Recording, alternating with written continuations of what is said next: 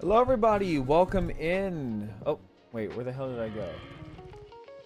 Oh, why do I hear two of me? Welcome in. Why do I hear two of me? Wait, where the hell did I go? There we go. Hello everybody, welcome in. Welcome in. Happy Saturday, everybody. So today, because yesterday was kind of bit of a shit show in that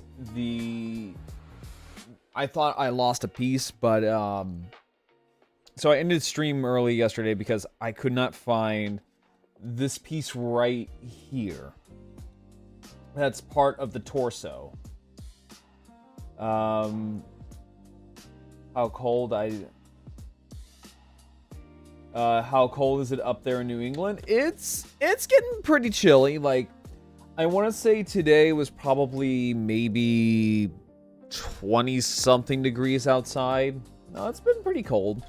But yeah, so I found this piece lodged in the arm of my webcam. So, and I found this out right when I ended stream. So I'm just like, you know what? Fuck it. You know, we'll do this again. And this time we'll finish it up. But also, maybe start on another model kit as well, since we're already here. Because I don't want it to be kind of an uber short stream. But that's just me. So now we are actually going to start working on the weapon system. So last night I already kind of went ahead and basically built pretty much the entirety of the lower half, and also put in these little plugs right here for the legs and also the tail. So I pretty much made the entire torso. Now all we really need to do is just do the weapons and the legs, and that's about it. So now we need the T-train, because I think he is the actual weapons. And so what else I did was that I also went ahead and painted these parts right here. So what I did was that I hit it all with a gray base, and then I went over it with Citadel lead belcher to kind of give the more like gunmetal metallic look to it, and then hit it all with a semi-gloss, or not a semi-gloss, well, yes, a non-semi, I can't speak today, a matte clear finish. Alright, so now I need 06. Where is 06? What is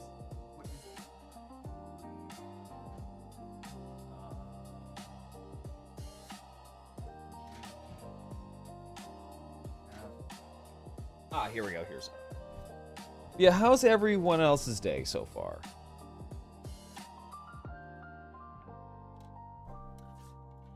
Yeah, how's everyone else's day?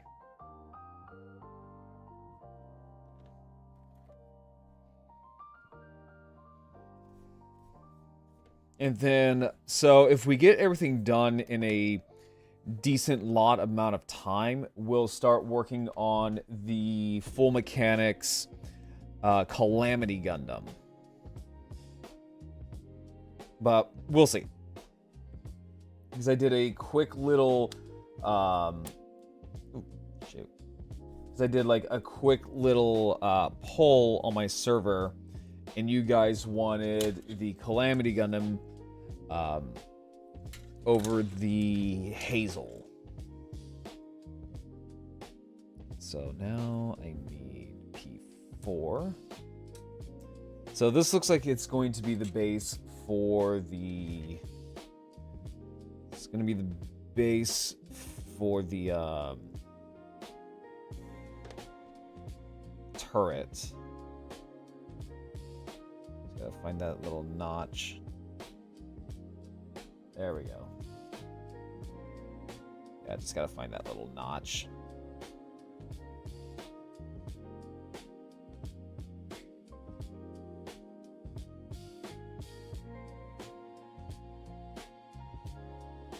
Alright, so it looks like most of this is just going to be the P and O tray.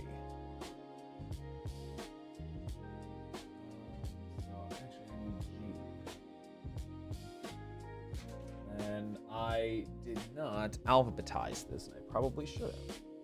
Hey, Talon, how you doing? Did my tip,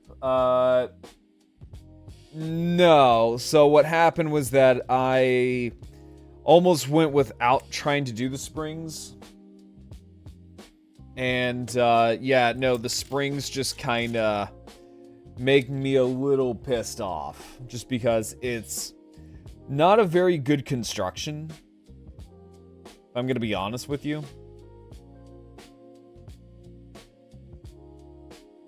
Yeah, if I'm going to be honest, the springs are not really the best part of this kit.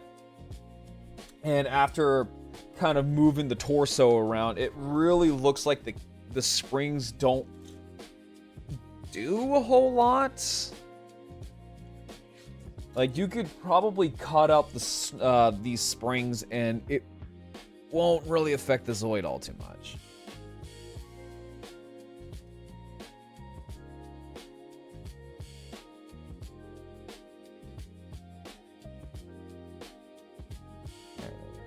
You know what, actually. But how are you doing today, Talon?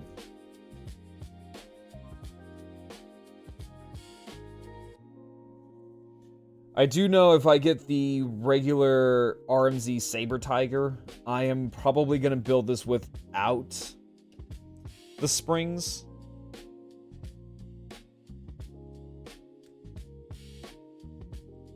I may just skip them when I pick the kit back up. Yeah, so HobbyLink Japan has the regular Saber Tiger on sale for pre-order. And, yeah, I think I'm going to probably do the same thing. Because, so, like, this kit right now is not bad. But, man, that torso is just fucking messy, man. No, that torso is messy. Because I feel like it's kind of over-engineered for what you need to do. Right? So I feel like for what you kind of need to do with this kit, the torso is a little over-engineered. Because you're trying to cram in so much crap within such a very tiny little space. And you have to kind of shove it into said tiny little crevice.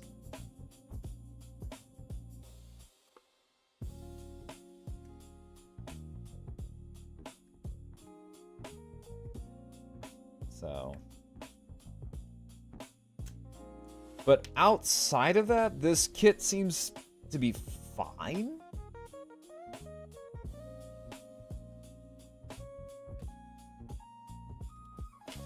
But I will say, though, that ball joint, or no, just this whole assembly here in the torso, really could have just been boiled down to, you just get a ball joint. That's it.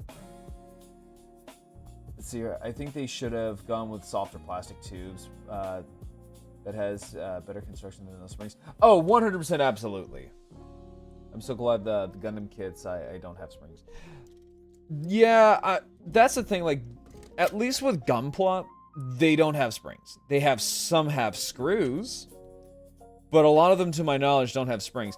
The one thing I will say that is annoying with Gunpla are the ones that have, like, the soft, not the soft plastic, but the softer material for, like, hoses and stuff. It almost comes off as, like, cloth. that you have to kind of sheathe like parts and stuff like that, and it never fucking works. Right? That shit never fucking works.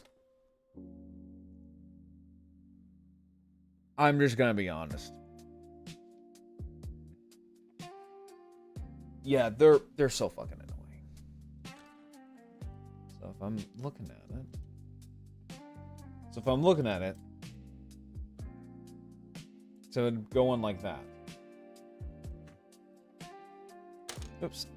All right, so.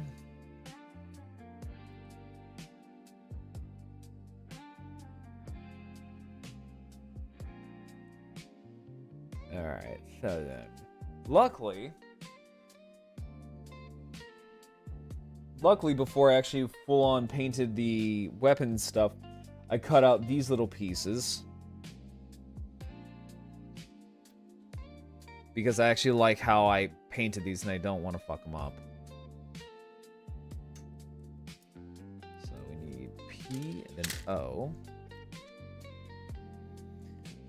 Also, I want to sit here and say that the stream is sponsored by HobbyLink Japan. I'm an affiliate with them. HobbyLink Japan is your #1 hobby store for all of your anime and Gunpla needs. Use my chat command code !HLJ. It'll take you directly to the website. There's also the panels down below that I will also use my referral link. And the best thing about it is that it all comes straight from Japan. And another really good thing about HobbyLink Japan is that you can also have your stuff stored in a private warehouse for any given period of time. And anything over that, it's only like, I think 100 yen fee. Again, HobbyLink Japan, your #1 hobby store in the world for all of your anime figure and your Gunpla needs.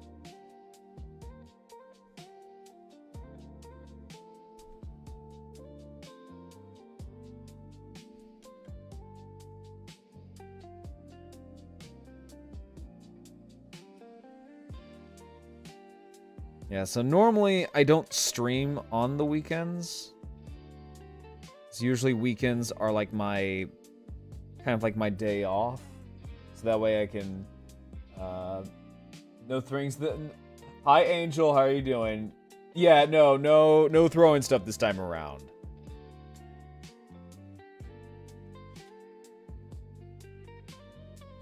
Yeah, normally I don't stream on the weekends because that's typically like my day to where I can rest and hang out with people and prep and plan, but I felt really bad about last night, so I want to, make it up to you guys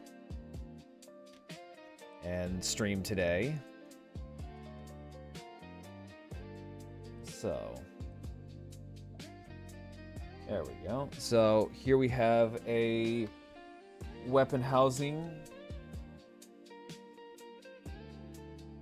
Hey Zest, how you doing? How you doing, Zest? Let me see here. So we're gonna set that off to the side for right now. There we go, line it all up. So now, what we're going to do, and because I don't know if you guys saw it in my server, but I did find that missing piece, but it was it was lodged in my webcam's arm.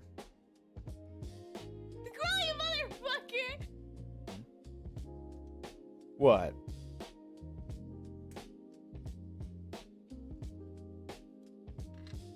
Have you gotten a model kit based on the fact that there was just a... Wait, what? Have I ever gotten a model based on the fact that they were just a goofy little guy? Not really. Like, honestly, not really. I think I have one on my throne. I think it's the Juagu. Because it's just a goofy little elephant guy. The Juagu is it's like a mobile suit from the 1 Year War, and It's a goofy, weird little guy where it's this pudgy little mobile suit with these ginormous ass yowie hands. And it's got like a trunk. It's a really goofy little mobile suit.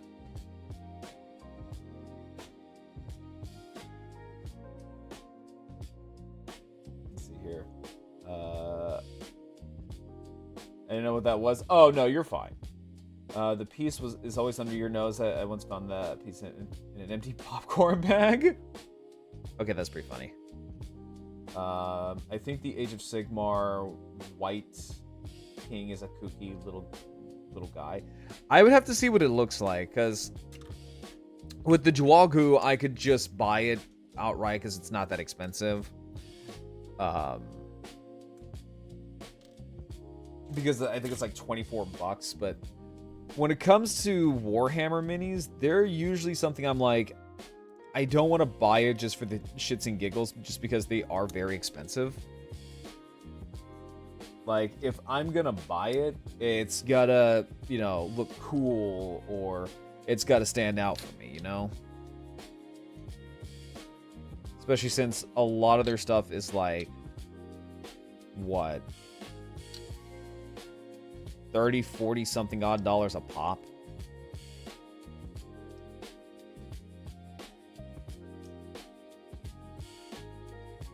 He's got a big ass crown that's bigger than his whole head, pretty much. The major Ice King energy. I'd have to take a look at it. Yeah, I would definitely have to take a look at it then. Because that does sound kind of funny. Hang on, let me see here. It's gotta be this piece. Yeah, it's this piece. Yeah, it's this piece.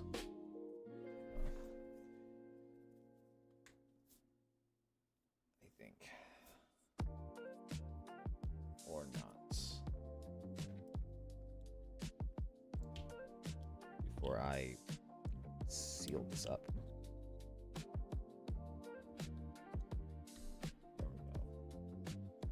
How hard would it be to paint the transparent plastic for the visors? I'm thinking about. It's surprisingly difficult because the paint, at least the Citadel paint that I use, and the Gundam markers, well, at least the Gundam markers, will want to slip and slide around.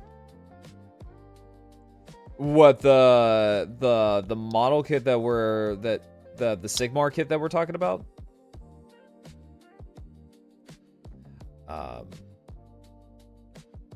But yeah, no, so if you're just gonna go and paint it right out the gate with, like, say, Gundam markers and stuff, yeah, they're gonna be a bitch, because it's just gonna want to slip and slide and not fully stick. But what I've learned is that if I use Citadel paint, particularly like a base or something, then it will actually, like, cling onto it, and it actually works pretty well. Like, what I use for the visors now is that I use White Scar as a base, and then just, like, you know, dab with the Gundam marker, and take, like, a little paintbrush and just paint it. Like, this right here was painted. The visor, the clear visor for the eyes here were painted. Like I said, I just did a little bit of White Scar and then just painted over it. And it came out perfectly. Exactly how I want it. Okay, so these are going to be set off to the side.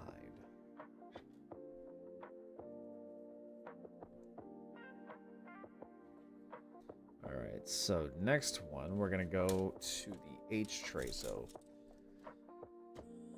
these two are going to go over. And also, I'm not gonna lie, these streams are probably my favorites. These are probably my favorite streams to do, because I can just sit here and relax and not, you know, think of much of anything. And I can just chat with you guys and I don't know. I would say check. Like, just hit the Discord chat command and then just find out.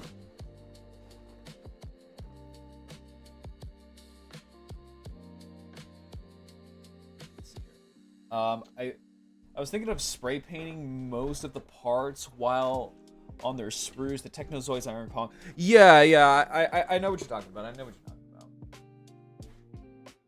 Yeah, I know exactly what you're talking about. Oh, there we go. There it is, this little shit.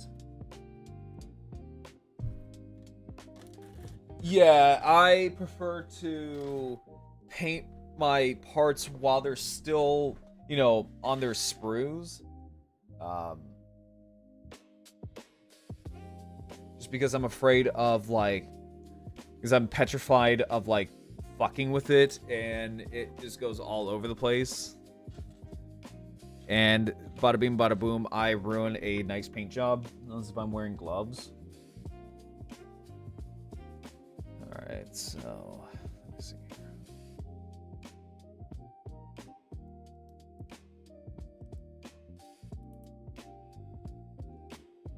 Which is funny because, like, you know, the funny thing is, like, whenever I originally thought about doing, like, a hand cam stream, I thought about wearing gloves. Right, I legitimately thought about, like, wearing gloves for my hand cam streams. Because I know that's kind of, like, the thing to do when it comes to VTubing. Which I think most of it just stems from, like, idol culture and stuff like that. I could be wrong, but I think that's where it mostly comes from. For me, personally, I don't like that. Especially since I post my face pretty frequently on my Twitter. It's like I don't know what people would gain from, like, seeing my hands, like, completely covered up, unless if I'm painting.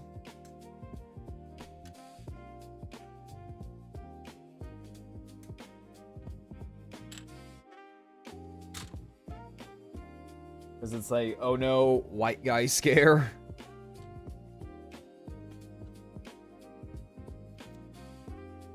Which, yes, hi. My skin color's fucking either very pale or very bronze. Which is funny because, like, when I first moved up here to Maine, I would get comments about my skin color almost every single day. No, like, seriously, like, almost like every single day I would probably get, like, comments about my skin just because. And it kind of made me realize, like, oh, wow, yeah, a lot of people up here are really pale. And they'll just be like, oh, yeah, no, I kind of figured you were from the South. And I would sit there and go, like, oh, well, why is that? Oh, it's because your skin is, like, so tan. It's really bronze. It's kind of funny, actually.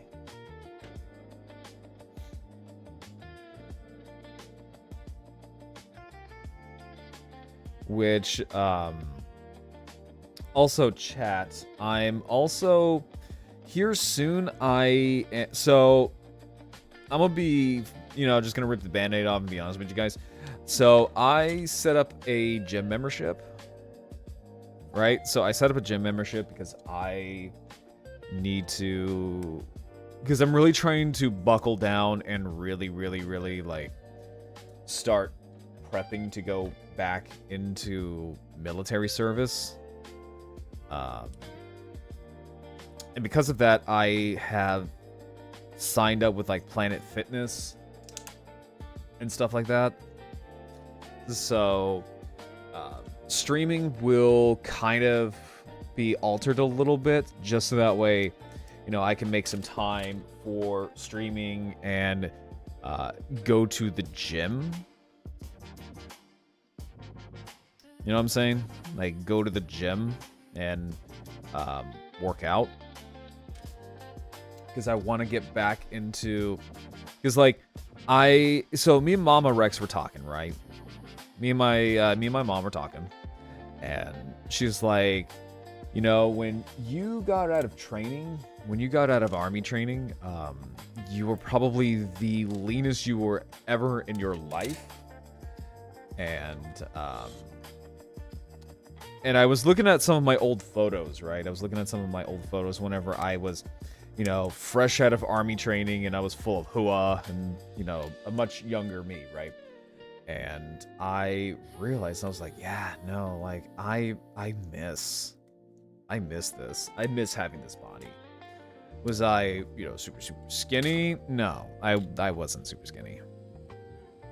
But I was a very, very lean man. And because of my job, I have become far more, you know, stationary. And I have packed on a lot of weight, and I'm not happy with it. Yeah, I've packed on a lot of weight, and me personally, I am not quite happy with it. And I do need to, like, kind of go outside more often. Because my routine is I would get off work, come home, walk my dog, feed myself, and then stream. Right? That's my schedule. So I'm just like, I need to change, and I'm going to change. So here pretty soon, streaming is... So, like I said, I'm not going to stop streaming, right? This doesn't mean, oh, you know, I'm going on hiatus to focus on my health and all that kind of stuff. No. So what that means is that I am going to change up my streaming schedules to match this new routine. So... there will be days where I will be streaming on, you know, at 6 o'clock.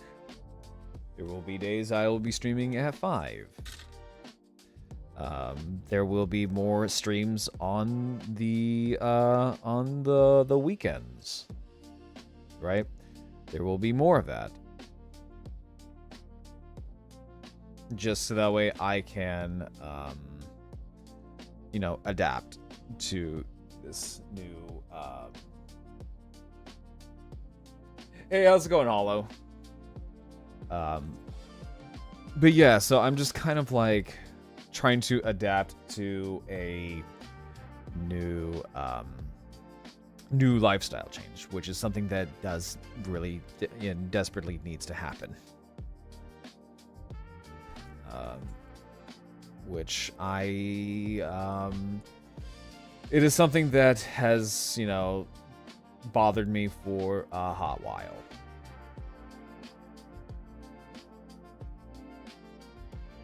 Let's see here. I was curious about, I have been curious on how this works. So,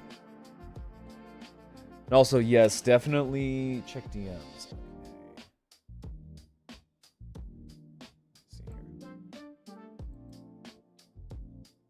Oh, okay, yeah, that just looks like fucking Skeletor. Yeah, that just straight up just looks like Skeletor. And also, yes, you are in my server.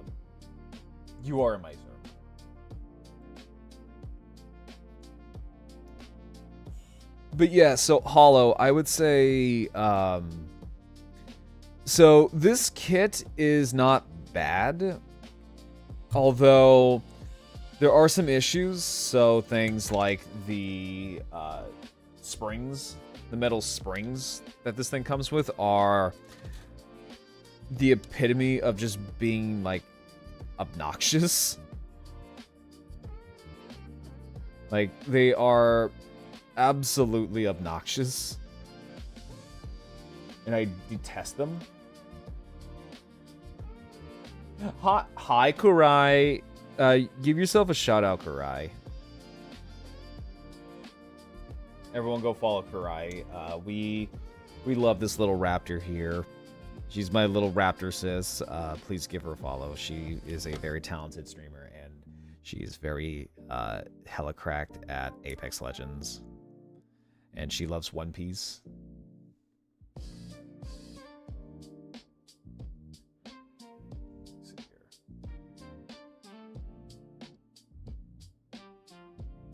Yeah, because I just joined. Big Sam is the only Gundam model you should own. I don't own a Big Sam. But yeah, what you were saying, Kurai. Yeah, no, I just want to get back on the grind so that way I personally feel a lot better with myself. Because, and it's mainly because, like, especially after like my spinal injury that I had over my first tenure in the military service, where I got injured and all I wanted to do was just focus on streaming. And now it's like, well, you know, you are a lot heavier than you were. Your back is better. You know, your back is better. You're a lot heavier than you used to be, and you're not happy with yourself. So, no, get your lazy ass moving. They never release a high-grade Big Sam. No, they never did. But I know they make figures of Big Sam, but those are, like, well beyond, like, my monetary limit. I can never get it. I'm planning on going on longer walks with my doggo to help me with my tummy issues and issues I have with my appearance. Yeah, no, that's what I've been doing too, Kurai. I've been walking to Nook for about like 1 mile to 3 miles like every single day. And honestly, it's been really, really nice just to get out and just walk around. Right? Like it feels so flipping good just to do that.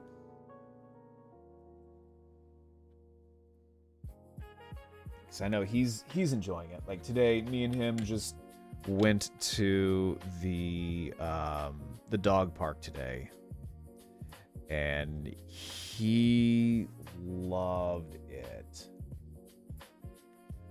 He was roughhousing with a couple of Samoyeds. I think that's what they call the big, like, fluffy pom-pom dogs. I was going to start today, but my neighbor was starting to go down the hill with their dog, and Grayson is leash aggressive due to other people's dogs not being leashed. Yeah, no. No, I totally get that, because Nanook, he's fine, but I also don't want to risk it. Mainly because we have a neighbor down the street who does not really believe in the whole leashing thing, and they have a couple of golden retrievers. And don't get me wrong, I love golden retrievers. They are beautiful dogs, right? They're absolutely gorgeous. But they don't have control over these dogs. And it makes Nanook want to go apeshit. And it's like, sorry. Yeah, no, it's dangerous. Like, I'm happy that Nanook isn't leash aggressive, but if he was, and they came up to him, there would be violence in the streets. And they live in this nice big old like 1800s style house. And I mean, like, the dogs are friendly too. Like, don't get me wrong, the dogs are friendly too. But still though, it's like if these were like leash aggressive dog, or if Nanook was leash aggressive, there would be blood. Like Grayson is the sweetest boy in the world, but I don't trust him around others because he was so traumatized. And see, that's another good reason why you should always, you know, have your dogs on a fucking leash, because of stuff like that. Like, it doesn't matter, like, if the dog is, like, sweet as can be, but, like, when they're on a leash, they feel kinda, you know, pinned. Because they can't, you know, run away. They can't do anything. And they want to protect you. 'Cause that's their territory. That's their parent. So they will try to defend themselves and defend you. And it could get really ugly. Hi, Lilac. I'm doing good. Right now we are finishing up Zoid, and then we'll probably start building a Gundam here very soon. How are you?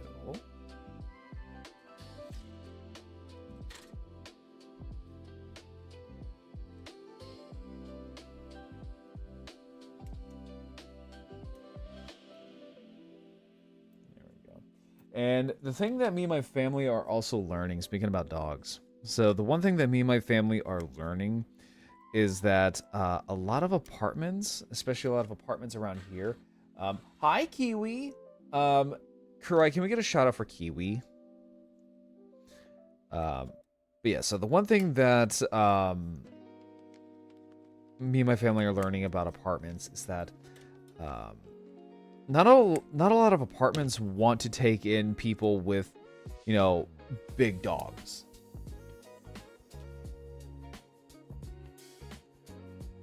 And that's always the hardest part. Because we're in a ratty-ass apartment. Because not a lot of people will take big dogs.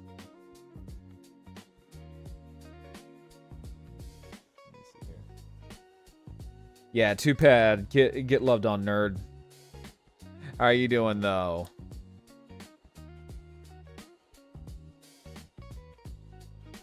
Let me see here. Yeah, get loved on, nerd. All friends around here get shoutouts.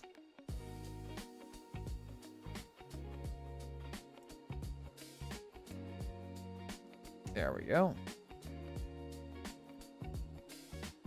I'm good, just chilling today. Nice, let's go. Yeah, we're all just kind of chilling out here. And I will say, though, the lead Belger paint really, really does numbers. Like, it does absolute wonders, because, like, that looks actually really, really good. See, came here to vibe. Nice, we're all about vibing here today. See, I'm still working on my Christmas outfit. Nice, Lilac. Well, I'm hoping that it's going to come out very pretty. I would love to see what it looks like when you're done. Oh, wait. Why do I still have this? It really doesn't do much.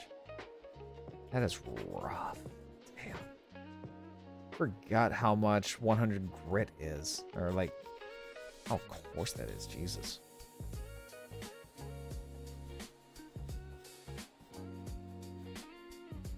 I mean, like, it does the trick, so... I will say, though, as opposed to the HMM version of this kit, I do prefer how this is all set up here. So, with the HMM version of this... all of these little barrel tubes would be individual, and you would have to try to find the correct position on how to put them in. And try to keep them all steady as you're trying to sandwich them all in. And they're all, like, wibbly wobbling around. So it makes it super annoying.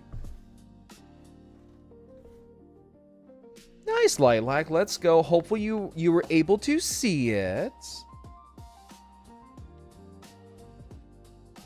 Because I know sometimes parades can get very crowded.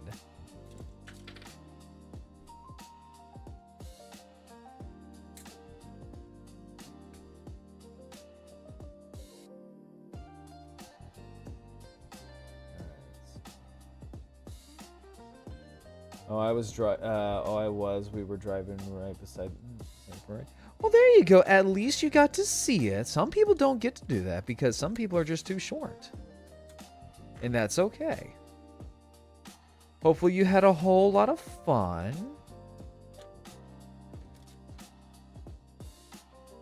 Alright, so... Oh, hang on.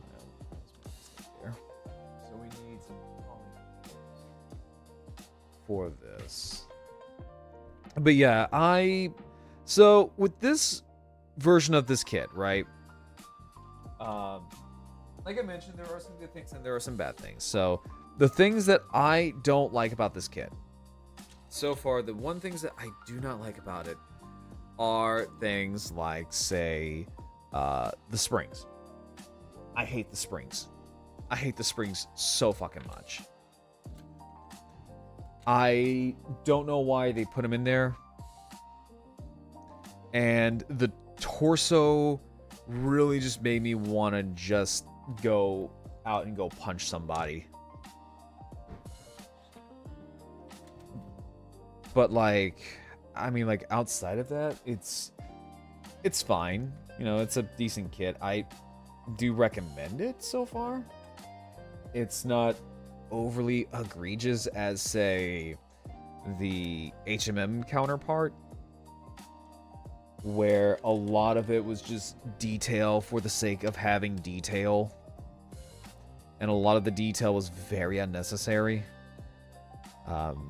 Which is the MO for a lot of older Kotobukiya Zoid kits back in the day.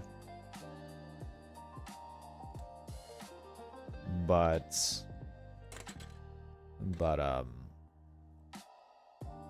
like, I want to sit here and say that, so with the HMM version of this, right, the torso would be kind of a pain in the ass, but what is a real pain in the ass with this particular model kit, or at least with this particular Zoid for the HMM version, are the armpits.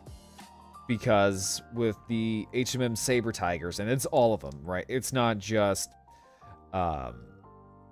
this one or the regular version, it's all of them, because they all have the same issue. So for the HMM variant of this, you would have this whole piece right here, and then you would have a piston that you would have to get like really up in the armpit of this Zoid. And if you were to move it just by an inch, it would pop out. And you would have to fight it just to slide it back in, just for it to pop out when you move the leg. So, if you want to get this Zoid, or that particular Zoid, I would say you're better off to just off-scot it, basically. Just throw it away, because you're really not going to miss those pistons. It's like the little brackets in the tubing for the HMM Shield Liger, and subsequently the HMM Blade Liger. You are not going to miss them. In fact, actually, if you get rid of the brackets for the Shield Liger and Blade Liger, you actually help out its articulation by a lot. Because it actually hinders the waist and the neck. Because, so with the Blade Ligers and Shield Ligers, so there would be two little brackets that would go from here to here, and there would be two tubes that's just one piece, but it would be on the nape, and it would hinder the movement of the neck and also the torso. So you just take away that, and now you got a head that can actually look all the way up. And if you were to take away those two brackets, you would basically have a Shield Liger and a Blade Liger that would be fully posable. So these are a little bit better than their older Kotobukiya counterparts. Definitely have a lot better quality in plastic than those older kits. But then again, those are also kits that are like nearly 20 years old, right? Those are kits that are like from, I want to say like 2006, 2007. Like they're old. Like they're pretty fucking old. And Kotobukiya has never really decided that they were going to update them. And it really sucks. Because they have updated the Genosaur to where it's actually kind of passable.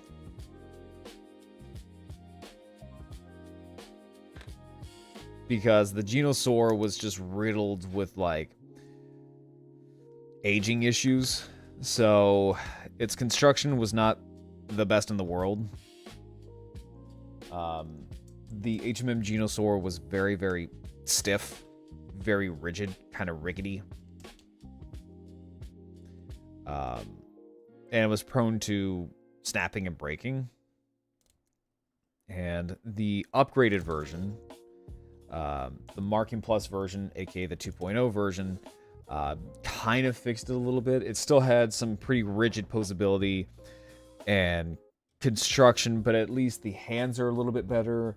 The neck joint is a little bit better, but that's really about it. These, however, are a little bit better. Like I said, these are a lot better quality-wise than especially the older HMM kits. You don't have to worry about them snapping if you like move a joint or something like that. The only one I would say so far you would kind of have to be worried about are the Blade Ligers. So any variant of the RMZ Blade Liger, you kind of have to be kind of worried about because of the ankles. So like if I were to use this as an example, right? So this is the Trinity Liger. So the Trinity Liger kind of took that policy of, or that design wise from the Blade Liger and altered it. So what happened is that with the Blade Ligers, this little peg would be at an angle and it would be kind of pointed downwards. Whereas this would have a very stiff joint. So that would be a recipe for disaster. So at least now they've learned with something like, say, the Trinity Liger, because Trinity Liger, don't have to worry about that. Blade Ligers, you do. And it makes me worried about things like the Blade Liger Panzer that just got announced. So that, I am very worried that how that's going to work, especially since now the Blade Liger Panzer has basically these oh wait, actually I forgot something real quick. Has these big honkin' armor pieces. Right? So they have these big honkin' armor pieces on it, especially on its legs. So that makes me kinda low-key nervous. Especially since it's Liger Zero Panzer armor on a Blade Liger. And where the paw armor is on the Liger Zero is right on those aforementioned joints on the Blade Liger that I just mentioned. And I'm very, very worried about that.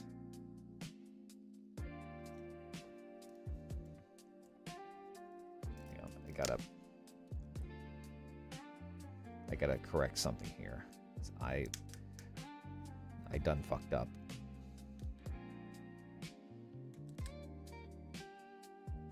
Yeah, I have done goofed.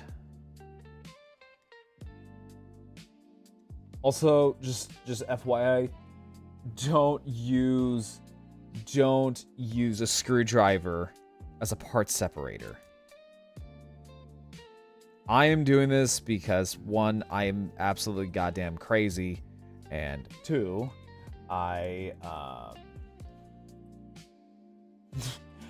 can't believe you would goof like that. Oh, trust me, I am a ginormous fucking goober.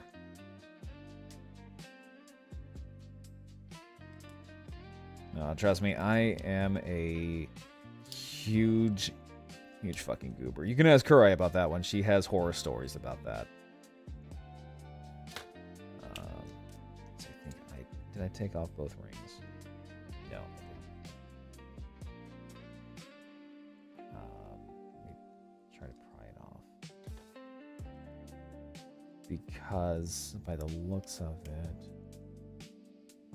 Wait, hold on. Oh, wait, no, I didn't even need to do that. I didn't even need to do that. Teehee.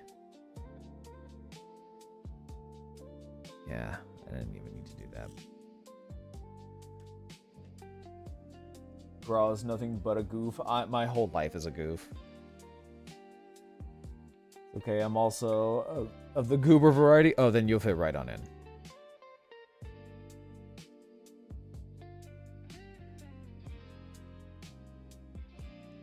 People like to call me a bit of a himbo.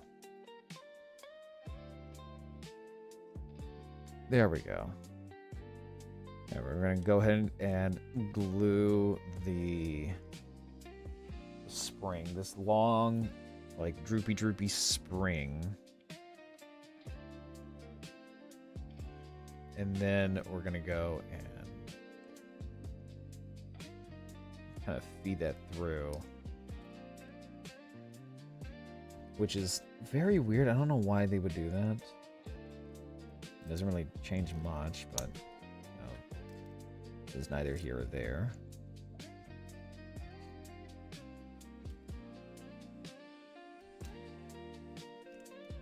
There we go. Twist that in. And we're going to flip that around. Plug that back in. And that we're also going to plug back in.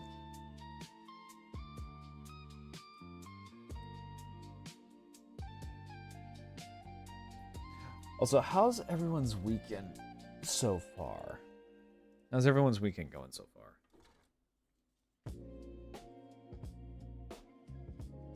There we go. Now, this I'm kind of curious about how the hell this one's going to work. I don't think it said anything in terms of the spring. No. Hang on, let me see here real quick. Because I'm trying to figure out where is this supposed to go.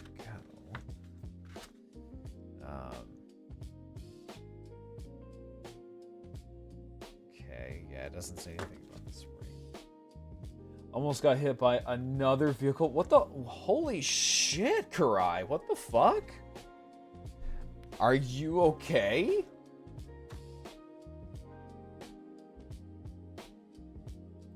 I'm gonna say, like, the people, I guess, like, the people around where you live are just, they drive like fucking assholes. Why are vehicles trying to, yeah, no, for real. Like, okay, I get it, like, maybe one vehicle, okay, yeah, oopsie poopsie, you know, it happens. That happened to me a week ago, but, like, 4?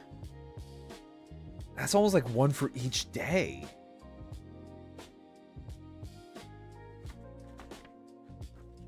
That's kind of fucked up. I ain't gonna lie. I'm fine, but I'm getting really tired of people being impatient and not looking both ways. Honestly, same. It's kind of how it is over in Florida, where everybody just drives like there's no one else on the fucking road. This is the thing I hate about Florida, is that that is a issue with people. Yeah, that's actually, honestly, this right here, far better than what we got for the HMM version. This is already a lot better, because this would have been a rubber belt. And those are infamous with those kind of Zoid kits, because they break like. The first one was a U-Haul. Hold up, let me catch up here. The first one was a U-Haul trying to cut across a busy street from one gas station to the one across the street. The next was a The next was someone getting off the curb and nearly sideswiped me. And the other two were parking lots because they wanted to get a spot before I... Oh, those people are those... Okay, the people who do that in the fucking parking lot, those people are assholes. I've seen those. They are fucking dicks. I noticed that that in my city, people are just always on their phone or on the phone, or just not paying attention when driving. I think it's probably that a lot of people are just, you know, texting and driving, or, you know, on their phone while driving. And if you want to be fucking insane like Jack Doherty, streaming while driving, and they'll look at their chat. It never ends well. And yeah, some people are just very, very fucking impatient when it comes to that kind of stuff. Because that shit's gonna get people killed.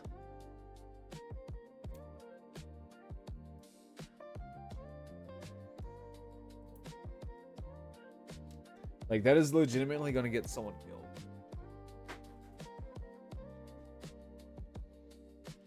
And now we are off to make the pause.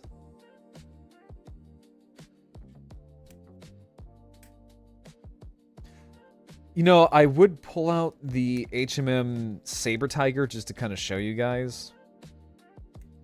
But unfortunately, the bin that has all of my Zoids, it is buried in the closet. And I really don't want to gut out my entire closet to grab one Zoid.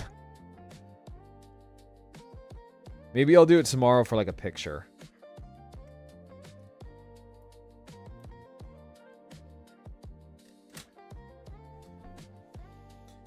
I had my dog with me too in those two instances. Jesus. Yeah, sounds like it's not, no. Like Kurai's never the problem. And something happened to Grayson. Oh yeah, no, because you love your dog. Like, I know for a fact you absolutely love your dog, Kurai. Hell, I would fly over there just to kick someone's ass.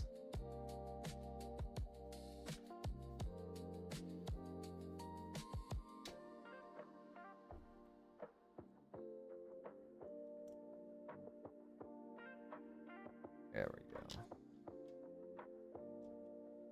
No, the only problem with Kurai is that she's, you know, a capable driver and everyone else drives like a jackass. That's what I think.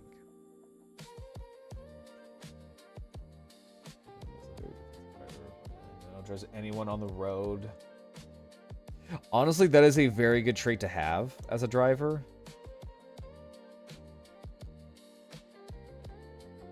There we go.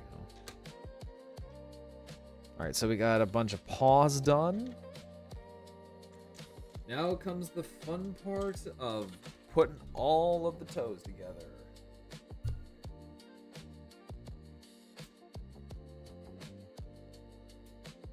Hey, Ronma, how you doing? But yeah, now comes the fun part and putting all of the feet together.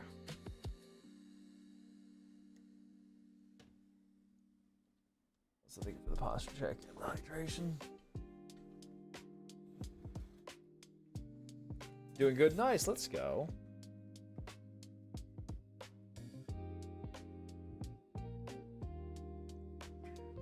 Also, part of my weight loss, I'm really gonna start cutting down on soda consumption, which is going to be very hard for me because I love my Dr. Pepper Zero so much.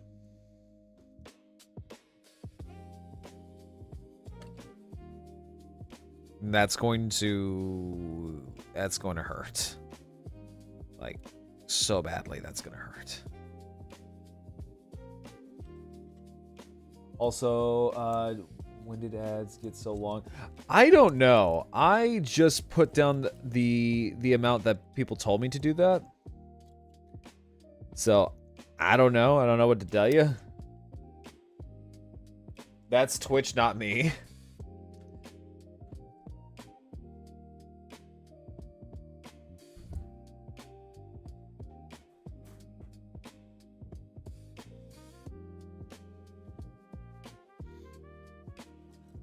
Yeah, that is all Daddy Bezos.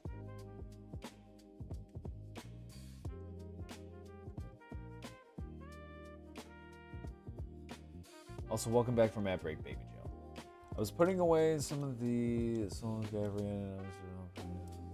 Oh, okay, I got you. Let's see. Wait, hold up. I want to see something real quick. So, how do I connect this Gatling unit to the main body then? Does it say? Does it actually tell me how to do that?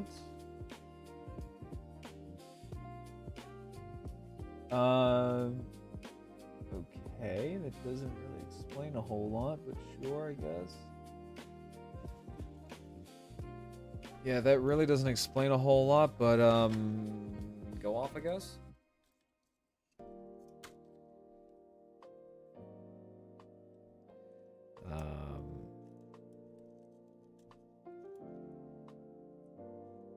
Yeah, go off, I guess.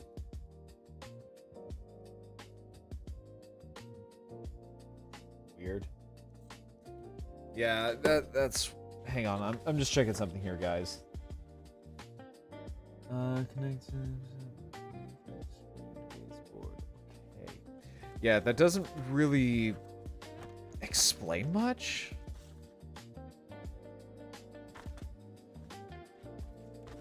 But I am going to be low-key excited to be finally rid of this Zoid. Just because these springs have been proven to be an absolute nightmare on my sanity.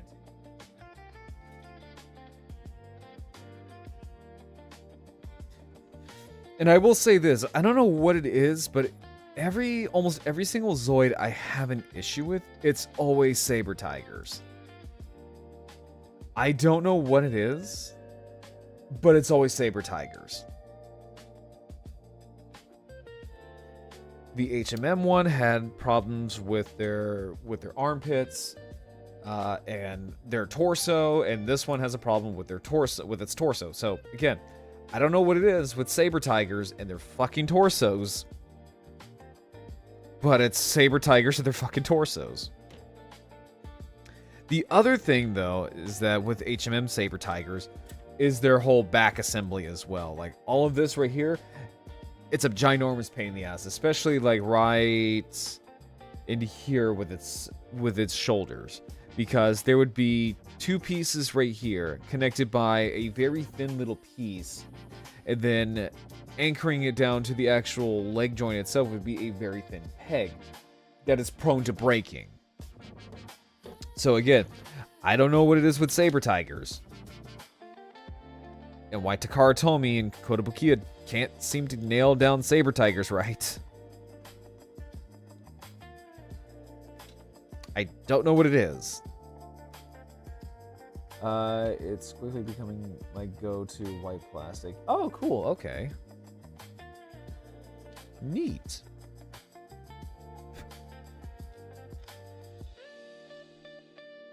All right, so I need PC7. PC17. So these.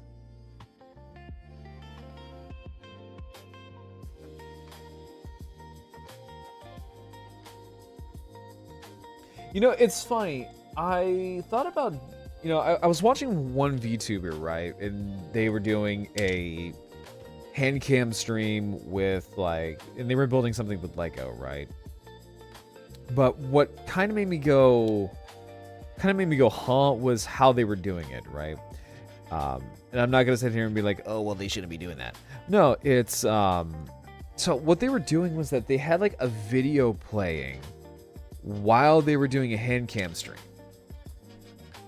And I don't know, it's just, I feel like if you're gonna do, like, if you're gonna watch videos and stuff like that, then watch videos. I wouldn't put on videos and then do a hand cam stream. But then again, that's just me. I don't know, maybe I'm taking crazy pills or something.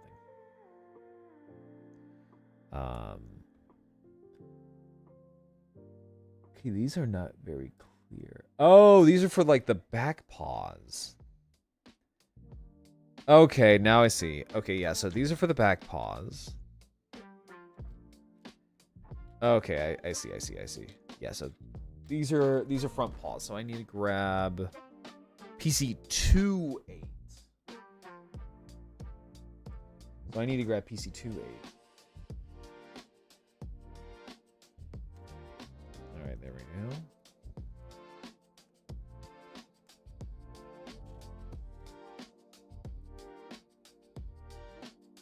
Okay,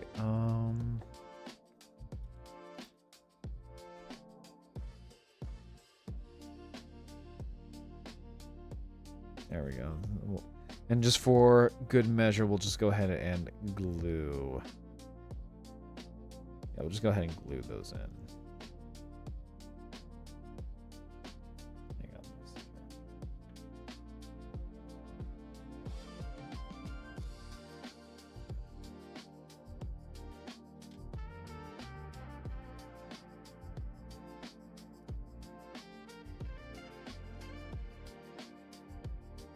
These are all the same, right?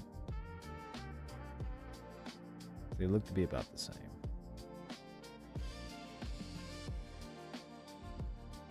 I mean, if you're just using audio and not showing the video itself, like using documentary. No, so they were like putting on like an actual like full-blown video while they were building Legos. And again, like, it's not my place, right? It's not my place to, like, you know, dictate, Oh, well, that's not how you're supposed to do those kind of streams. but again, I'm just kind of, like, puzzled. It's like, well, I mean, like, if you're gonna go ahead and just watch videos, then just watch videos. If you're doing, like, a hand cam stream, then do a hand cam stream. I don't know why you're doing, you know, this and that. But, like I said, then again, that's just me. Like, I'm not gonna tell people how to, you know, I am far from like the arbiter of like, Oh, well, you should be doing this kind of stream. no, I'm not gonna do that shit. Like, I'm not doing that.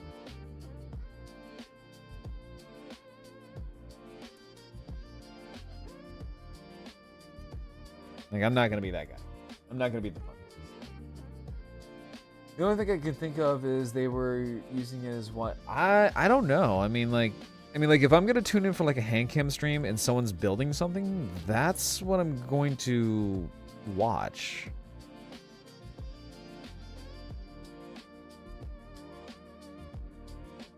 I don't know, I just thought it was weird.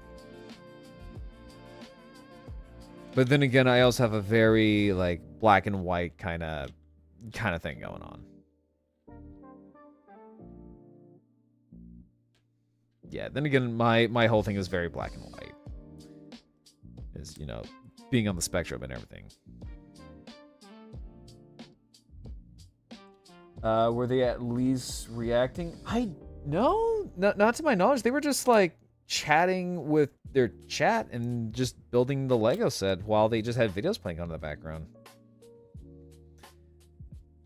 Granted, I also didn't like sit down and watch like the entire stream, so maybe.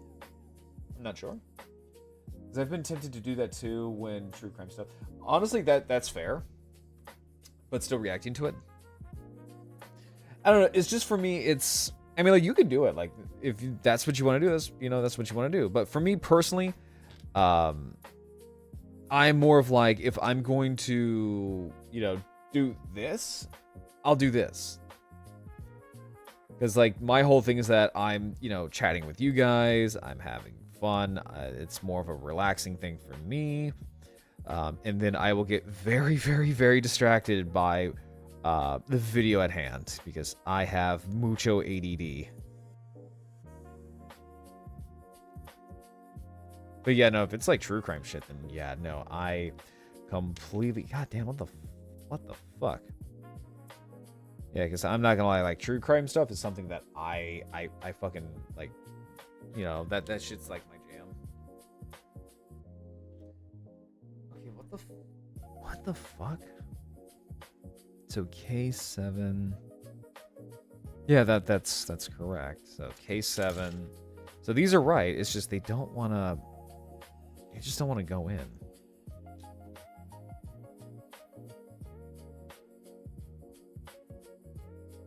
Yeah, they just don't want to just slide in.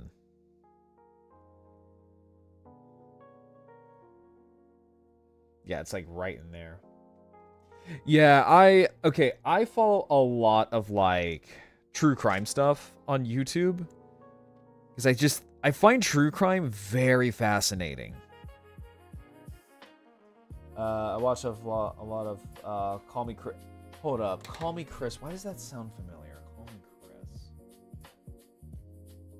Call Me Chris. Why does that sound familiar? Call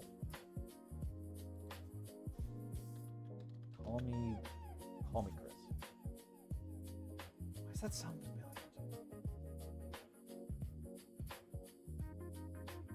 Oh, okay. I think I might have seen this woman like a couple of times. Oh, I see. Like one of her latest videos is talking about what is it? Wicked. Yeah, she did a lot of TikTok stuff with small hands and different characters. She also does ghost hunting. Ooh, those are always cool. I always love those kind of stuff. One YouTube channel that I'm like really addicted to.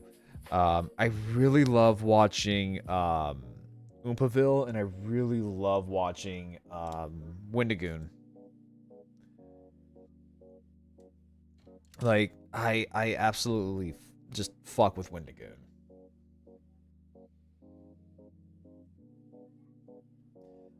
Let's see here. Ah! I saw it. Okay, so that's one paw. So that's one paw down. She also does ghost hunting stuff. I genuinely really love watching ghost hunting videos. Call Me Chris is married to Oompaville, so... Yeah, wait, they're married?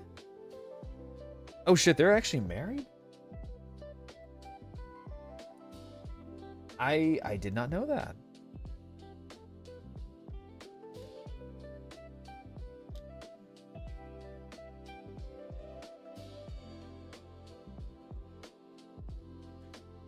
They're so good, yeah.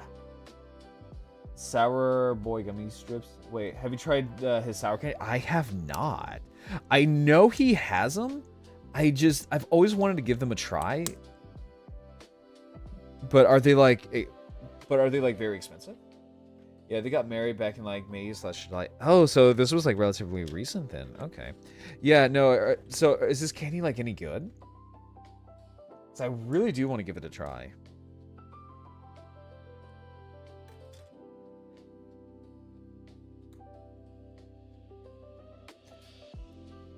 Guaro, please. They're so good. Okay. Hang on. Let me see here real quick. Okay, so now we have two paws done.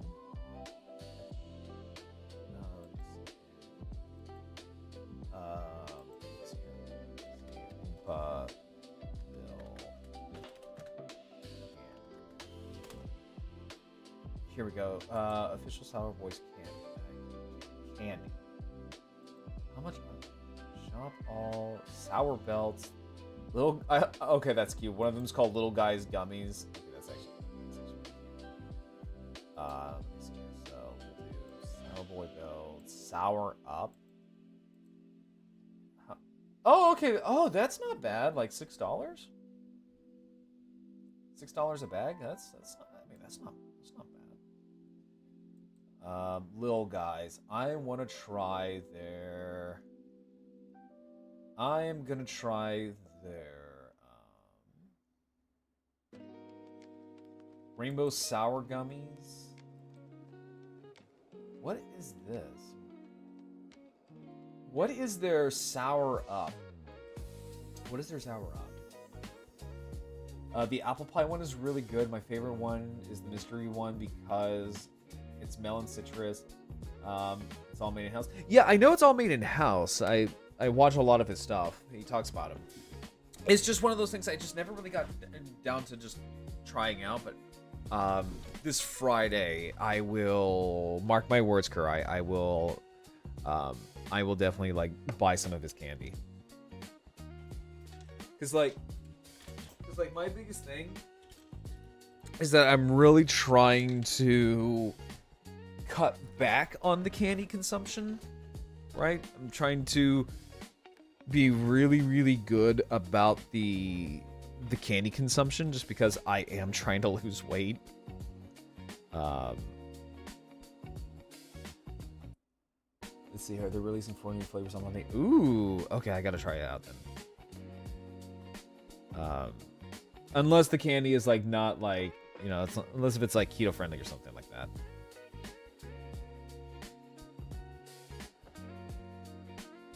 Let's see here. So it's supposed to point out. So it's supposed to point out that way. Okay. So looking at it.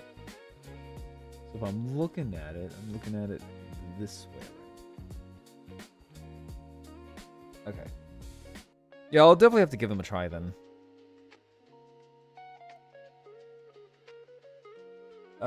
That's so fair. I don't eat a lot of candy to begin with, so when I give the money. Yeah, and that's fair too. Yeah, because like right now so the military kind of gave me an extended period of time to lose weight. So I have about 6 months to kind of like get my ass into, you know, presentable shape. So that way I can meet the height and weight requirements to actually be in the military again. Especially since I want to reclass. Because how the military works is that if you want to change your job, that's fine, right? That's perfectly a-okay. But you have to kind of meet them halfway, and it's like, okay, that's cool, you want to change your job. That's perfectly fine. So you need to meet our standards in order for you to get your job. So you have to pass a height, a weight, and, you know, pass your PT test and everything. God, this is... Oh my god, this is actually kind of annoying. I'm not gonna lie. Like, this whole This is just weird. Like, this is genuinely just a weird build. Okay, so if I'm looking at it, so it's supposed to go... So the dip is supposed to be facing downwards like a slope.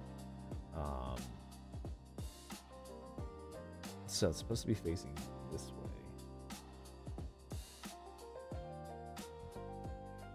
Which I am trying my best to lose weight. I have been losing weight.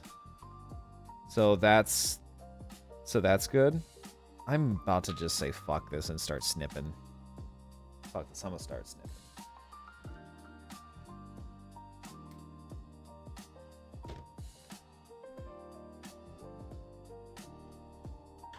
So, this is so weird.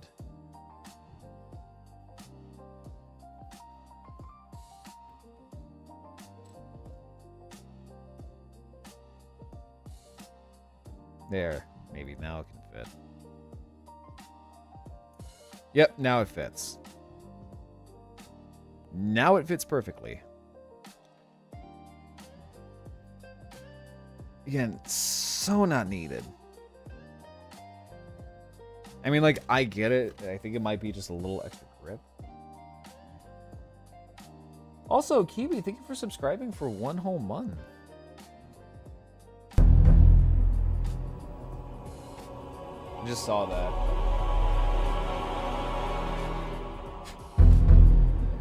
That really means a lot, Kiwi. Thank you.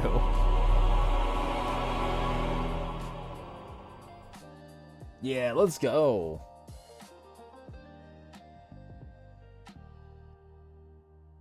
gonna say, has it really been about a month?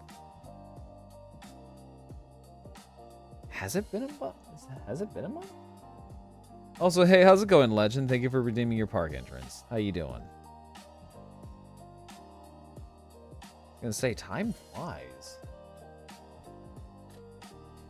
But also, let me actually take a look at Gunpla's candy store real quick. So, Kurai, what is their sour ups? What is that exactly? Fig Garden, Green Apple. Let me actually see here. Let me actually take. Well, hang on. Let me actually take a look at this. So, okay, so it's about 100 calories. 15 grams of sugar. 24 carbohydrates. I mean, I will probably eat an entire bag and feel kind of guilty later, but that's okay. It's snowing. I wish it was snowing right now. It's been farting out snow on and off over here. And I hate it because I actually want snow. It's like, yeah, it's only been snowing like maybe once up here, I want to say.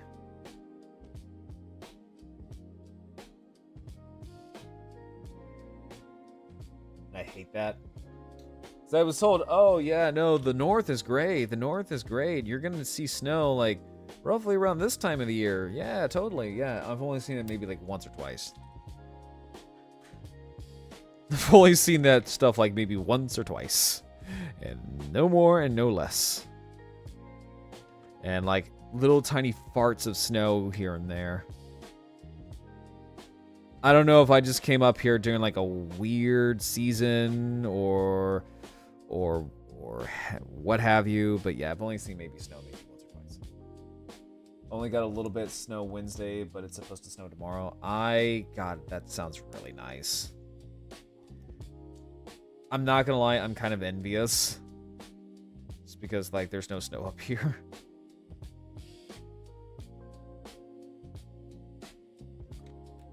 Although Nanook, he likes it. Nanook really likes it. Like, this is perfect weather for him. Like, he doesn't care. Like, snow, no snow. Huskies like the winter. And when it gets to the winter time, they get zoomies. So he's been a little extra crazy.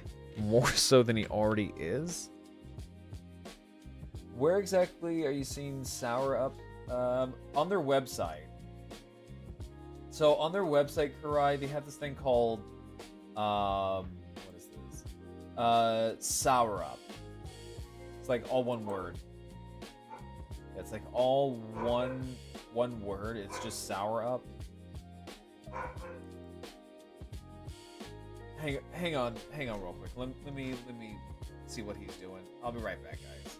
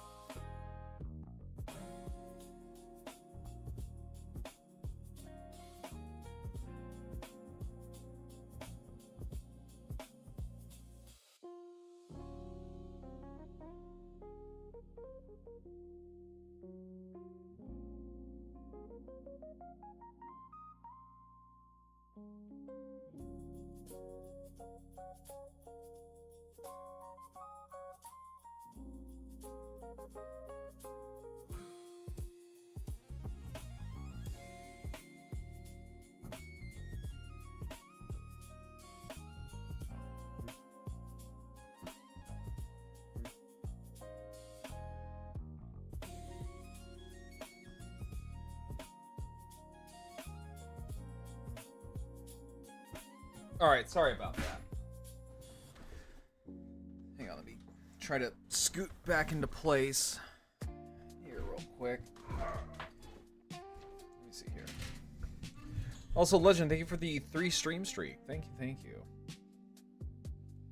Okay. Can you link me where you're when you're able? Yeah, hang on, let me grab it real quick. I'm guessing it may be a new product. I'm just gonna put it in chat. I'm wondering if it's like a new product he has, but yeah, those are his sour ups. So I was like, what are these exactly? Okay. So looking at it. Why the music stop?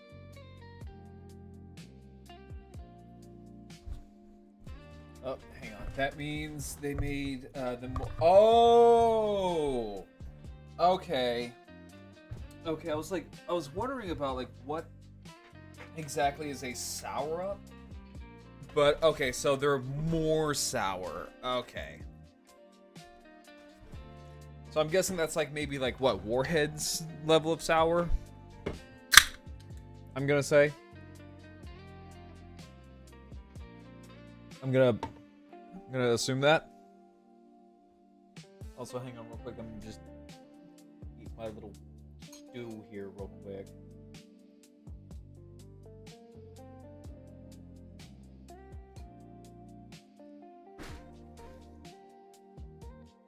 Okay. But still tasting good? Oh, okay. Yeah, no, like I said, this Friday I'll go ahead and order a few of them. 'Cause they sound good. Because I'm not gonna lie, now that I'm also on the subject of like influencer stuff, right? I thought about I'm not gonna lie, I thought about getting Magic Spoon, right? That's how a lot of influencers push it. But apparently Magic Spoon is not very good. Magic Spoon is kind of a bit of a scam. You're not really getting anything out of it. I can vouch that they are super good. One of my favorite sour strips. Okay.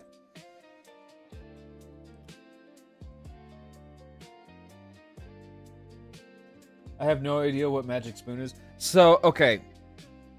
So, Magic Spoon is this... If you ever go to Target, you'll see what I'm talking about. But they're in the cereal aisle. So what Magic Spoon is that it's supposed to be this... quote-unquote healthier alternative to cereal, right? So it's essentially like repackaged cereal, but it's supposed to be a lot healthier and it's supposed to taste the same. So apparently people have tried Magic Spoon and it tastes like shit. Apparently a lot of people say like it tastes like stale cereal. And they're very expensive. It's like very, very, very expensive. Maybe I go to Target once every couple of years. I don't have one too near me. I have two about 45 minutes away. No, like honestly, that's fair. Over here, there's a lot of Targets. Weirdly enough, over here in Maine, there's a lot more Dunkin' Donuts than Starbucks. which to me, where'd you go? Which to me completely blows my mind because like over in Florida, right? There would be, you could throw a rock and you'll land on like a Starbucks. But Dunkin' Donuts was very few and far between. However, living up here in Maine, that's all kind of changed. So now there's more Dunkin' Donuts than there are Starbucks. I don't even have a Dunkin's. Oh my god. But I'm close to Canada. Granted, I live in the state where Starbucks is founded. That's kind of interesting though.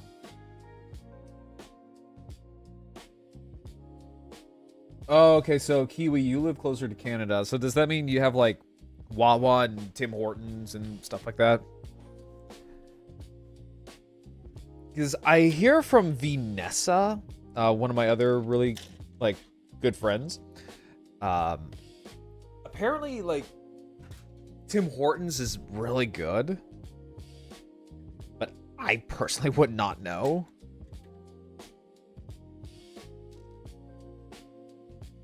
We also have more local coffee shops than big names.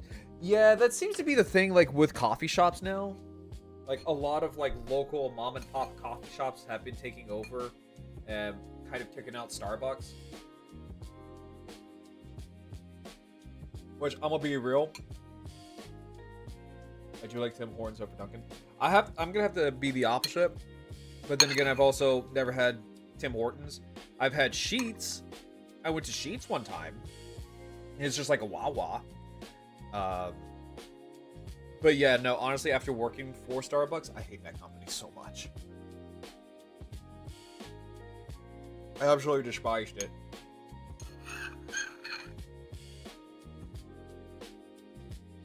But yeah, no, now I'm starting to see like a lot of other companies are forcing them out.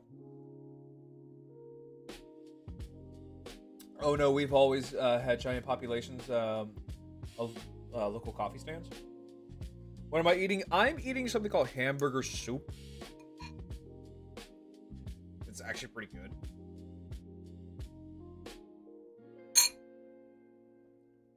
My company audits Sheetz. Really?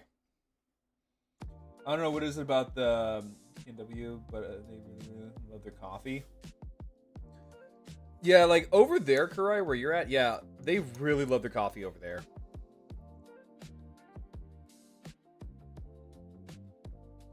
Also, sorry, I'm just having a little bit of a dinner break before I jump in. Sorry. Okay. Because I'm gonna be real, I've only had like 4 sausages today. And I'm talking about breakfast sausages, dude, not like the big ones.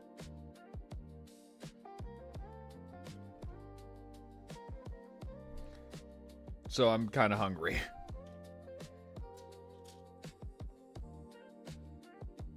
Okay, so now I need the J tray. Let's put E over here. We here to hang out with you, even if you're eating. Well, thank you, Kurai. That actually really means a lot. Because I try to be, you know, make sure that I'm doing what I pretty much went live to do, even if it means I don't really eat much. Because you guys come first. Right, like even if like I don't come first, you guys always do come first. But yeah, no, like this is actually pretty good. So like this has like carrots, almost like whole halves of like small onions. I think like leek.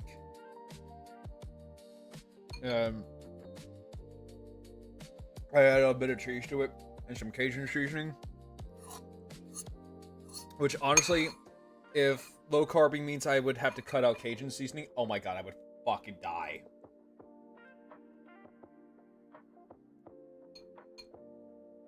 You always eat on stream? Okay. No, that's fair. I'm just like way too polite. and way too apologetic for my own. Oh, yeah, that Cajun seasoning didn't go well. And, always polite and, you know, too well-mannered for my own good. No, have I should eat on stream?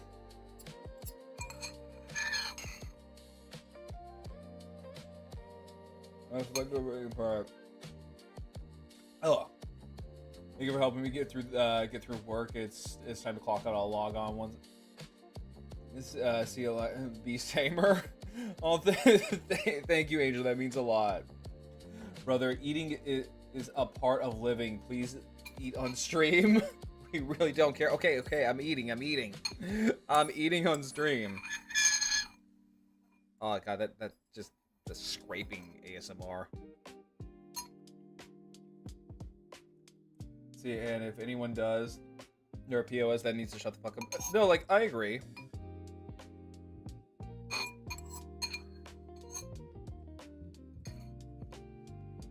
Cause like streamers are people too, and you know, it's all like, it's not all about like just constantly entertaining you guys. It's all, you know, I still gotta do stuff too. Yeah, no, like I'll eat on stream more often. It's why I usually don't eat a whole lot right before I stream.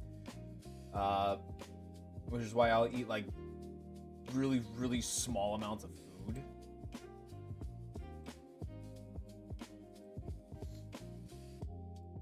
Which, to be fair, is not a good idea. Which is not a good idea. If streamer passes out, there's no stream, so... Yeah, I try not to do that. I have overclocked myself with caffeine a few times. And I can tell you straight up, having way too much caffeine in your system does not feel good. It does not feel good. I am, and also I have, like, I've only had gamer subs once today. I've had, like, my goof juice, that is, like, my go-to, like, caffeine of choice for right now, because I'm also trying to cut back on soda as much as I can. Which also, that reminds me, this paycheck I need to get. Ooh, I need to get more Plowed and Proud. So this is really good. Like I personally really love Proud and Proud. Plowed and Proud. I'll beat your back into senses. I don't think I won't. I'm eating properly. I'm eating properly. Don't you worry, Kurai. No, I'm trying my best to not, you know, get back into that mindset of like I have to sacrifice my own well-being for streaming. So I was really on that grind. Only time I've ever had a hangout was when I was over caffeinated myself, which is really hard considering I have a high tolerance for it. I do too, but also you can ask Kurai. I also will. Oh, excuse me. I would also pound caffeine like it's going out of style. I was a lot worse back when I first started out streaming. How the hell is this supposed to go in? It's supposed to go in, I guess, like that? No. No, hang on, let me see here.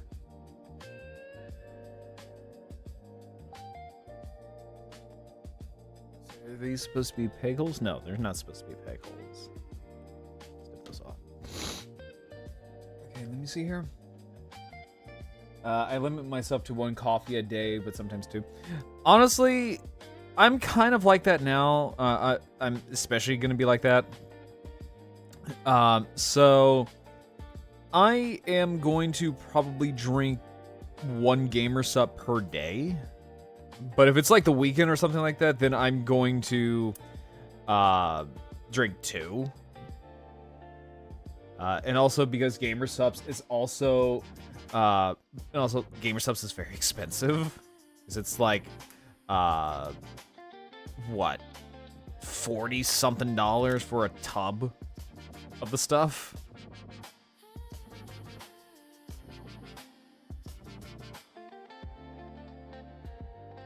I'm a Coke Zero fiend. I'm a Dr. Pepper Zero fiend. But I still eat. I am getting better at that. I am getting a lot better at that. I'm actually eating whatever my family eats more often. So right now I'm kind of letting Mama Rex cook for a little bit, because what it is that I am trying to kind of relearn how to diet. Because my dietary habits were bad. So Mama Rex is cooking for a little bit, just so that way I can actually kind of like learn how to eat properly. Instead of just like a sandwich or a wrap.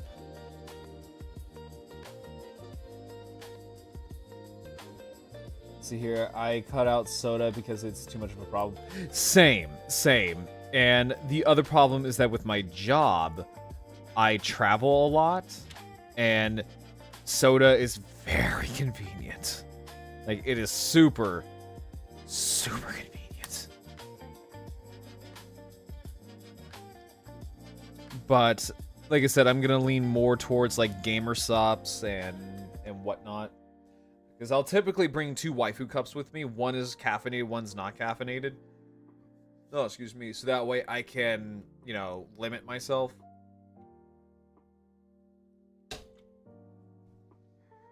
Which reminds me, I do need to get more gamer subs this upcoming weekend.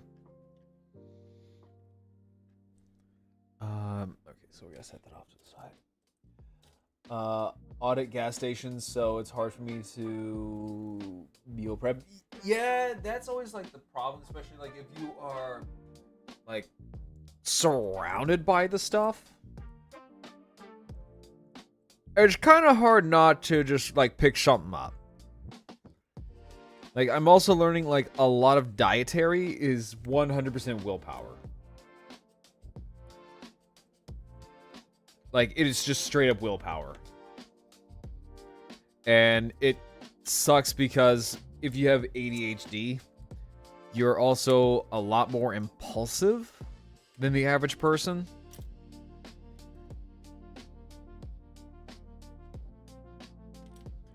So that's always something you gotta have to keep in the back of your mind. So you have to be a lot more self-disciplined than the average person too.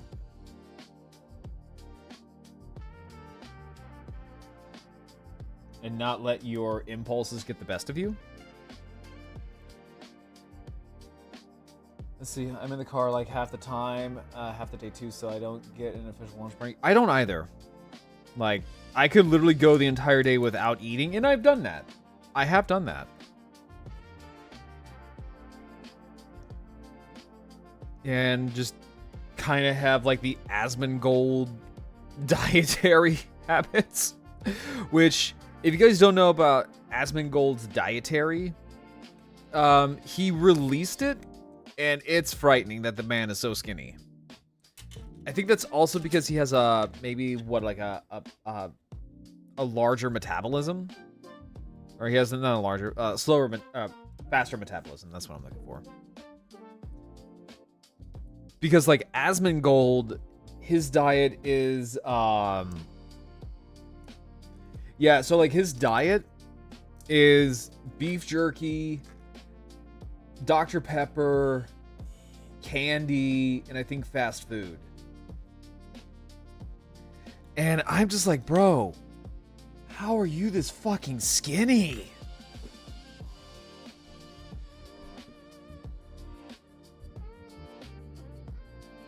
I heard about that. Yeah.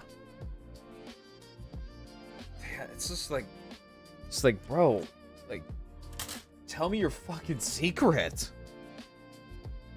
Apparently he doesn't really go to the gym all that much.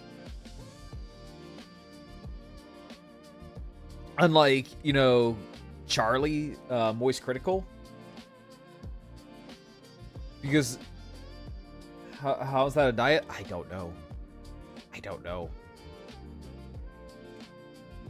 But yeah, like, then you get like Charlie, who that dude's been going to the gym. Like, he's got some gains.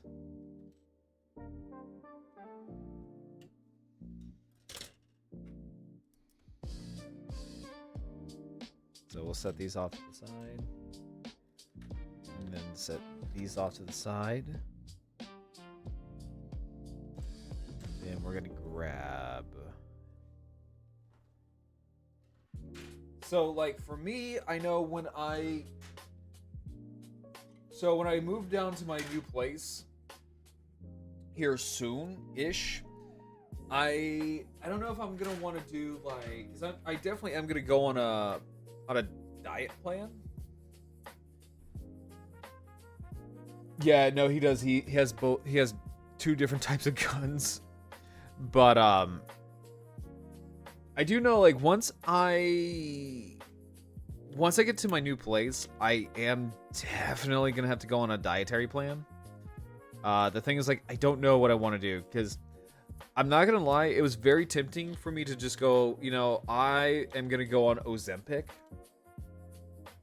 But I have heard like a lot of the side effects of Ozempic that just relatively came out, and I'm like, I don't know if I want to do that.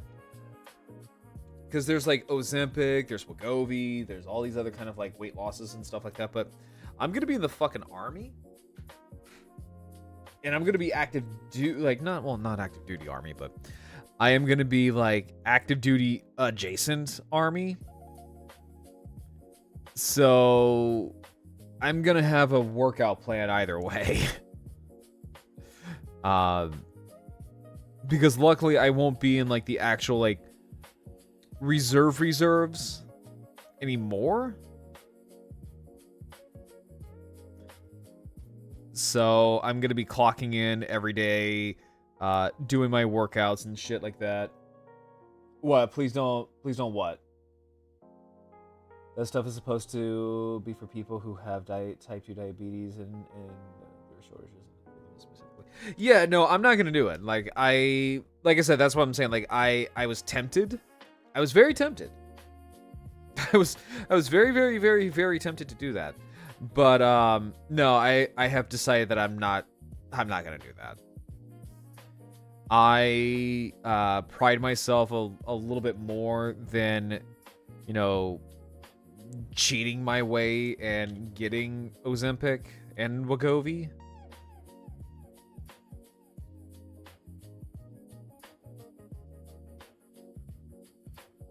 And plus, it's just more money that it's just like I can't afford. You know what I'm saying? Like that's just more money that I'm like, I can't do that.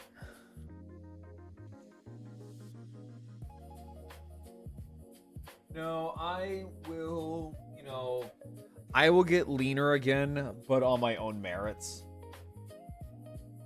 You know, through hard work and effort, I will, and a lot of fucking willpower.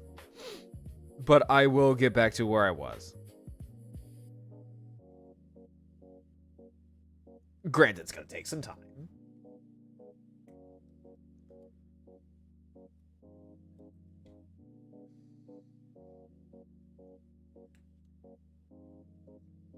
Yeah, because like right now, because I know a lot of people are like, oh well, you're not that fat. Like, yeah, no, I am by army standards. So like, what is standard for civilians as like what is, you know, fat, skinny, lean, muscular, and all that stuff, take that and just throw it out the door because the military has like their own standards for what men and women should weigh for their age and their height. So I have to meet their standards now.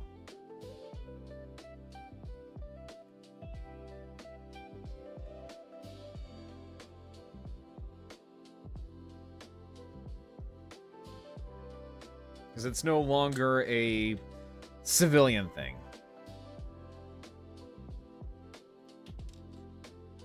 Especially if I, want to make rank and, progress.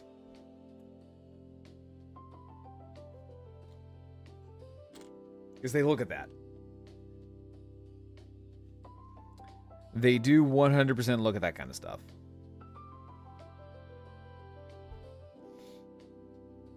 They look at, like, once you get past, like, E5s and stuff like that, then they really do kind of, like, look at it. Because E1 through E4, your rank is pretty much automatic. Right? You get up there and it's like, oh, well, you're an E4. Oh, or no, you're an E3. Well, congrats. You're now an E4. But once you get to, like, E5 and above, then they actually kind of have to look at everything, including, like, your merit, your qualification stuff, your fucking height, weight, PT test scores, you name it, they'll look at it. So it's even more reasons why I need to get back into shape.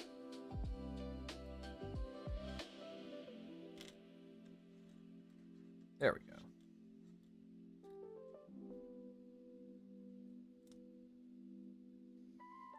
And, I can do it. No, I can totally do it. I am a very, very determined and very stubborn person. Like, once I set my mind on something, I am a very, very stubborn person to deter.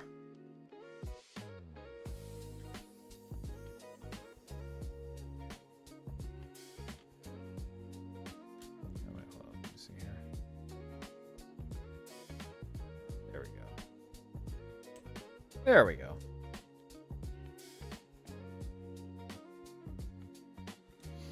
And hell, I don't think I'll be waiting for the 6-month period. What I'll probably do is just message them and be like, hey, I am... Because, like, the PT stuff, that's not the problem, right? Except for maybe the sprint drag carry. But, like, I get 22 minutes for 2 miles, which is not too bad. Even though I'm not a runner, that's still not too bad. But it's the height and the weight. That's my biggest crux right now.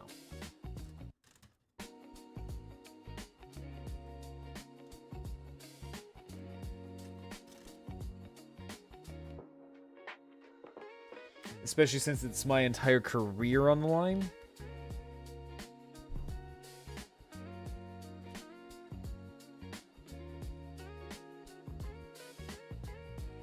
Like I said, I can do it. I got faith in myself.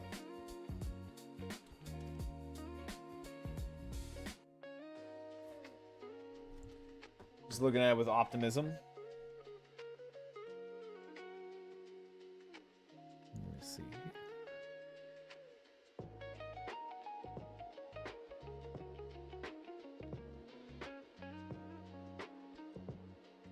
Nope, shit.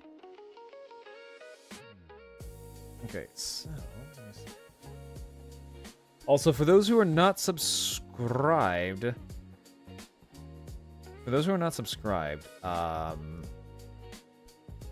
we are about to have an ad break. You will be banished to the realm of ad break baby jail in about 45 seconds.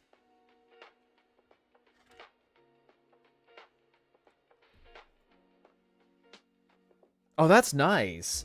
See, okay, this right here is what the Ligers should have. I mean, hang on real quick.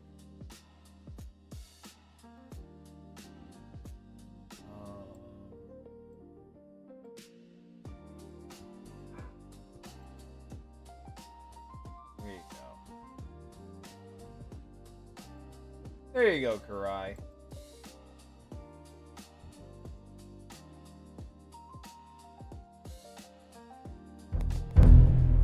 There you go. Now you don't have to go to ad break baby jail.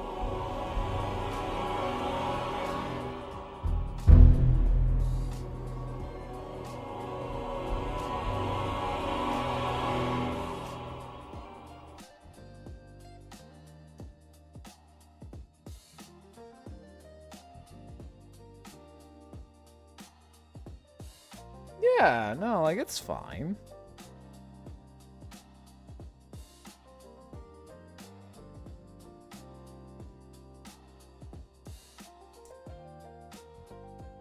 You bitch, I was about to I was about to gift one. Eh. I'm gonna beat you to it.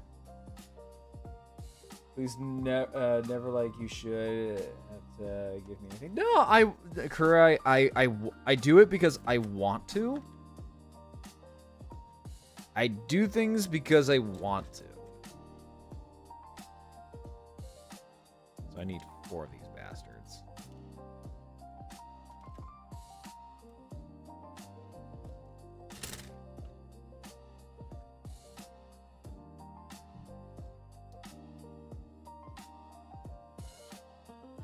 There we go.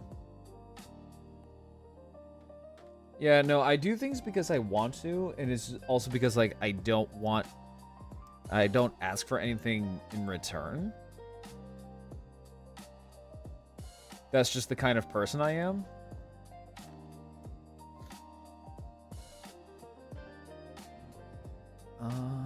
So let's see, J. That's K.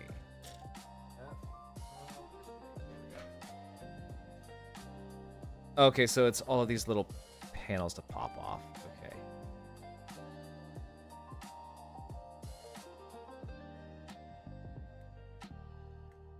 There we go.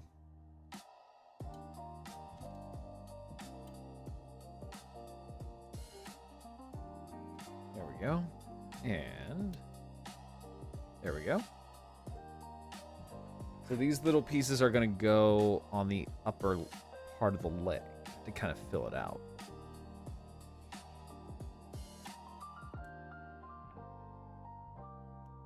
Yep, there we go. See, a lot of these pieces, these instructions kind of tell you to kind of do it backwards.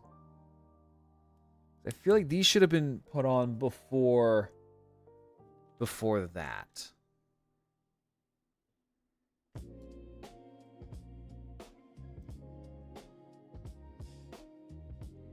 But yeah, so this paw assembly is what really they should have done with the Ligers, like, right out the gate.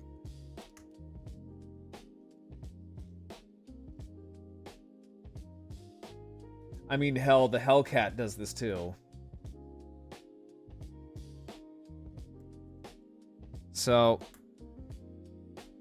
this right here is what you should do, right? Because that gives the paw, like, full range of motion. Whereas, say, the Ligers, we'll just bring out Trinity Liger again, it doesn't do that. So if I were to lift up this little claw, see, that it doesn't do that. You have this peg and you have this polycap where it only goes up and down.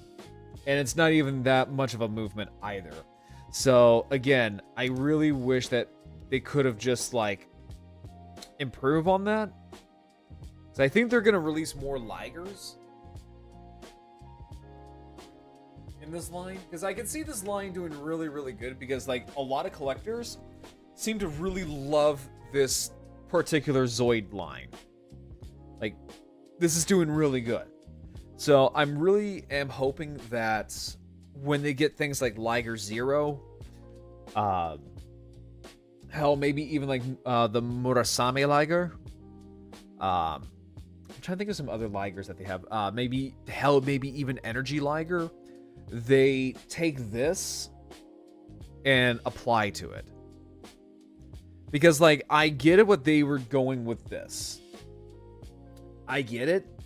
It's also why I get it why they have, like, a layered face for the Saber Tiger. So you can take off the armor here on the Saber Tiger, and it's because of one scene in the anime. Right? This is all because of, like, one scene in the anime where Raven's Saber Tiger, before it completely dies, You see like the armor chipped away on its face and on its paws. So I get why they did that, but going forward, this should be the standard. Especially since they're doing things like lightning spikes. This needs to be the standard.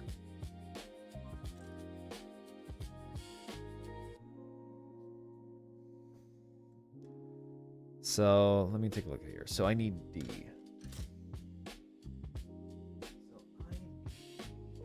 D trait, because this is going to be the haunches. So, I need D6, D7, A5, and Polycap 2, 4.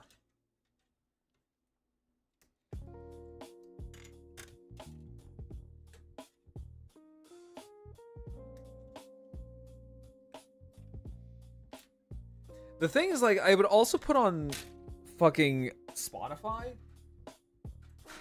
but I'm also simulcasting on YouTube, and YouTube's copyright system, people don't get it, where they say, you know, Twitch is bad, Twitch is, you know, a horrible site for VTubers, and it is. But what I'm saying is that on YouTube, the copyright striking system on there is busted. And it's been busted for a very, very long time. One of my streams just got copyright struck by not even something I was playing, but I was watching a video with my friend Hollow, and my stream got demonetized, like, completely, because of I think it was like a 5-second clip of music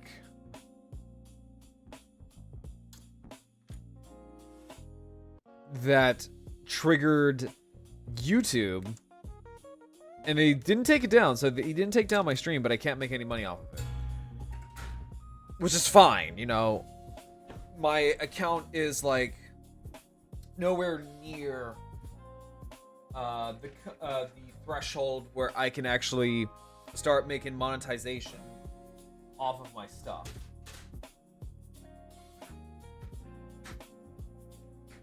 So I'm kind of safe.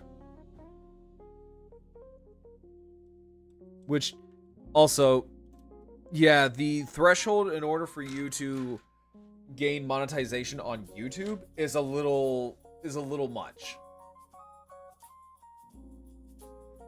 It's not like Twitch where like with Twitch you could just sit there and essentially you can hit monetization after, like, I want to say maybe a few months or so, give or take. Like, you can hit affiliate pretty fucking quick, right? Like, you can hit affiliate really, really fucking quick. On YouTube, it's a whole nother story. Like, it's a whole nother beast. So I think you have to reach at least, I think the bare minimum, I think is, I want to say 1,000 followers and or more, in order for you to reach the bare minimum for, like, monetization qualification.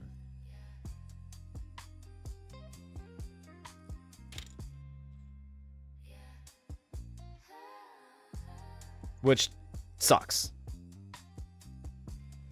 And this is coming from someone who comes from YouTube, right? I've made videos on YouTube for a very, very long time. Granted, it's all AMVs, but still, you get the point.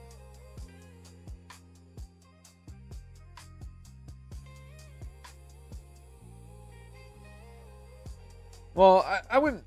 Okay, I'm lying that I've only made AMVs. I have done ranting videos back when the ranting meta was popular, right? So, like, you know, ranting videos about certain subjects, certain things, and stuff like that, because that was pretty popular back in the day.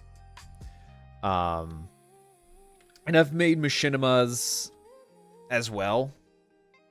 Back when machinimas were a thing, as you know, were also super popular.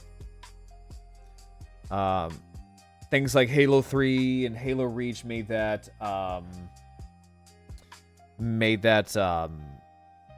popular for a bit, and for a while it was great. Like machinimas, they were great. Like people who made machinimas, they could do some really good stuff. Like I guess a popular example of a machinima is Red versus Blue. Back when Red versus Blue was actually funny.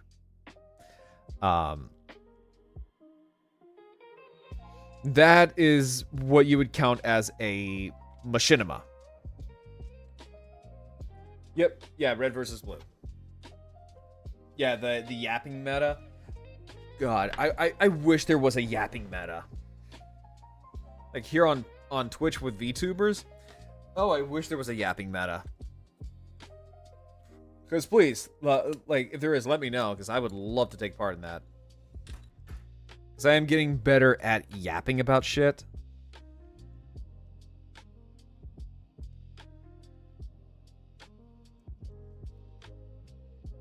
But yeah, no, like, I used to do a lot of videos, and I can tell you from experience, the copyright stuff on YouTube is bullshit. And you want to talk about how VTubers have to worry about getting doxxed? Try fighting a copyright claim. Because if you want to try to fight a copyright claim or a strike, you have to pretty much fully dox yourself. You have to pretty much say like what your legal name is and all this other legal mumbo jumbo. Basically, TLDR, you kind of have to dox yourself, which is something I know a lot of VTubers don't want to do. Let's see here. I could yap about games I like for a while. Oh, same here. No, like, give me like a subject that I really enjoy. Oh, I will yap about it for like hours and hours and hours on end. Got an online degree in Yaponomics. I wish.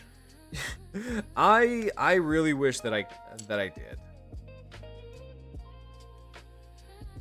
I think the DS2's best. Dark Souls 2 is the best Souls game. I would not know because fun fact, I have never played Dark Souls 2. I know of Dark Souls. I know of Dark Souls 2. I love Dark Souls. But I have never played Dark Souls 2. I have played Dark Souls 3. That was my first Dark Souls. Right? So that was like my first introduction into Dark Souls. And I have been told that Dark Souls 2 is I have been told that is the hardest of the Dark Souls. Because the difficulty for Dark Souls 2 goes from like 0 to like fuck you. Oh wait, no, I take that back. It doesn't go from 0 to fuck you.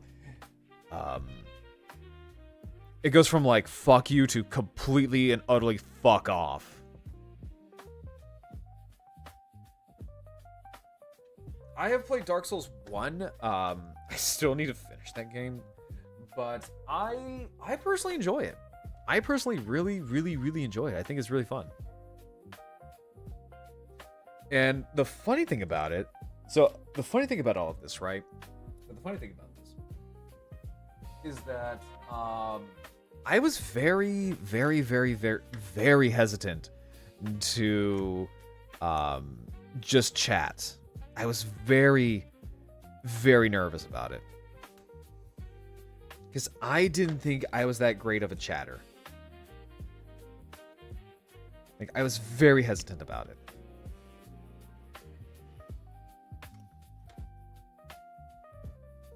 Let me see here. Copyright strike. Copyright is an important thing. You don't want to... you don't want someone stealing... Yeah, no, and I get that. And I 100% get that. No, like, I completely 100% get that. But, like, when it comes to like copyright and when it comes to YouTube and stuff like that, it doesn't even need to be the company.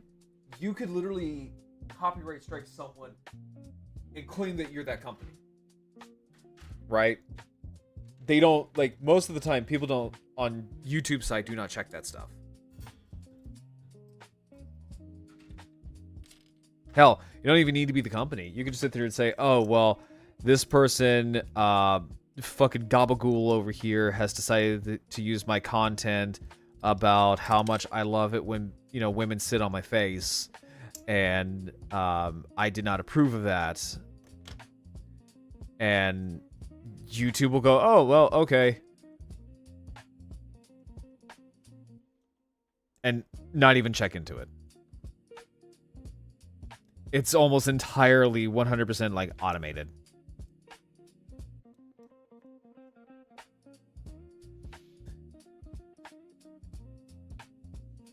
What? What, the analogy that I used? Yeah, I know what I fucking said. I'm not taking that back.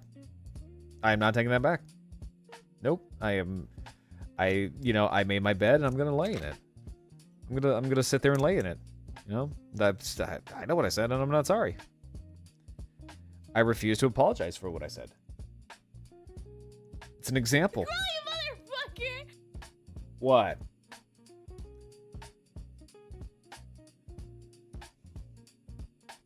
Okay, so it needs to go like that.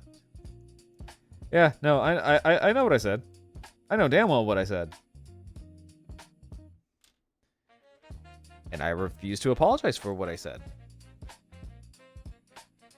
Dark Souls AMPs were always good. The trick that they always have. Animal I Become. Look, I'm gonna be real with you. Animal I Become is kind of a slapper. Animal I Become is actually a bit of a slapper. And you cannot deny that. Hell, I unironically will jam out to my car of a mashup between Skillet's Monster and Animal I Have Become.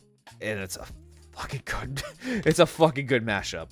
And I will never apologize for it.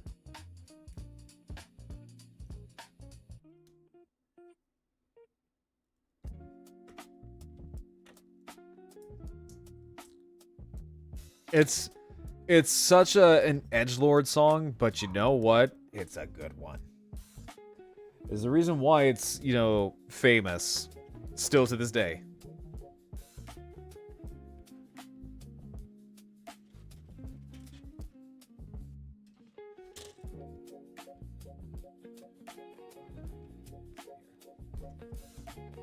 Night Rain used Bring Me to Life, and it was, I saw that and I'm still kind of floored by that. Like, out of all the songs you could have chose for this, out of all the songs you could have chose, you chose that. Like, I'm gonna be real, fucking Evanescence, you know, looking back on it, yeah, it's not the best emo band in the world. A lot of their songs have kind of aged like fucking milk. But, like, there's still some Evanescence songs that I will unironically just sit there and listen to. And it's not Bring Me to Life. Okay, it's not Bring Me to Life. That one Evanescence album just straight B. Yeah, the one from, like, the early 2000s? Yeah, definitely.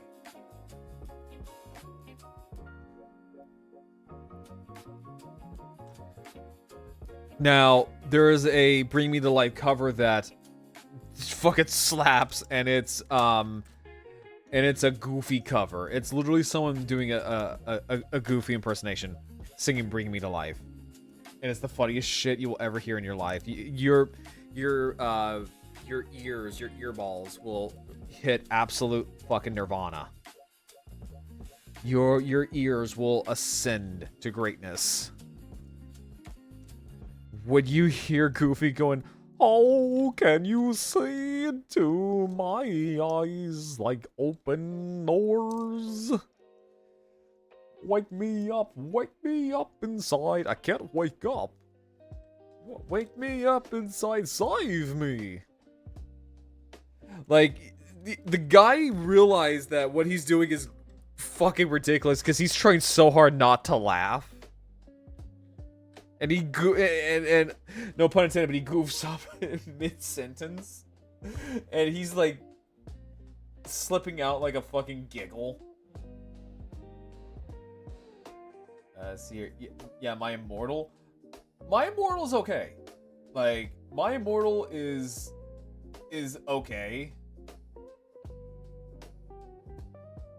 But like, a song that I will sit there and listen to unironically is Tourniquet and Imaginary.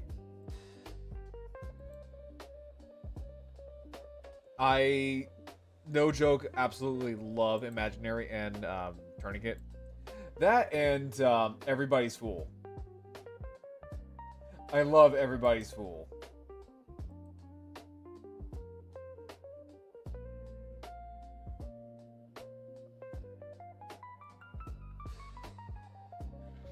Also, I don't know what it is, but like I've also been like reconnecting. I've been reconnecting with my love of Breaking Benjamin. Like one of their new songs that just came out. Oh my god, it's so so good.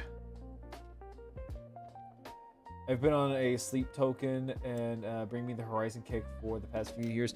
Yeah, Kura, you're actually the one that kind of got me briefly into Bring Me the Horizon, especially since the what is it, that one song, Kingslayer.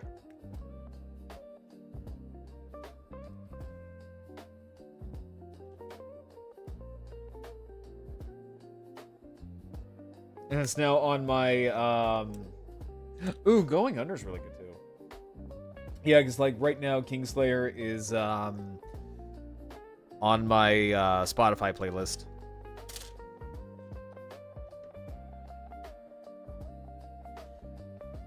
Let me see here.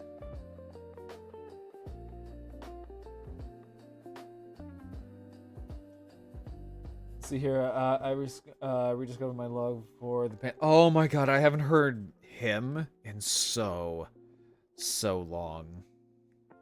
Because usually whenever I hear the word him, I just think of the, what is it, the quasi-drag queen-esque kind of character from the Powerpuff Girls.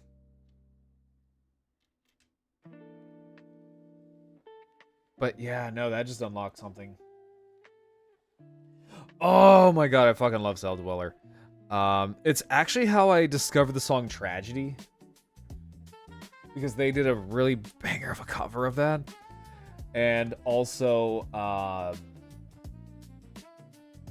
what is it? Their song, It Makes No Difference Who You Are, and Black Star. Oh, it's fucking bangers.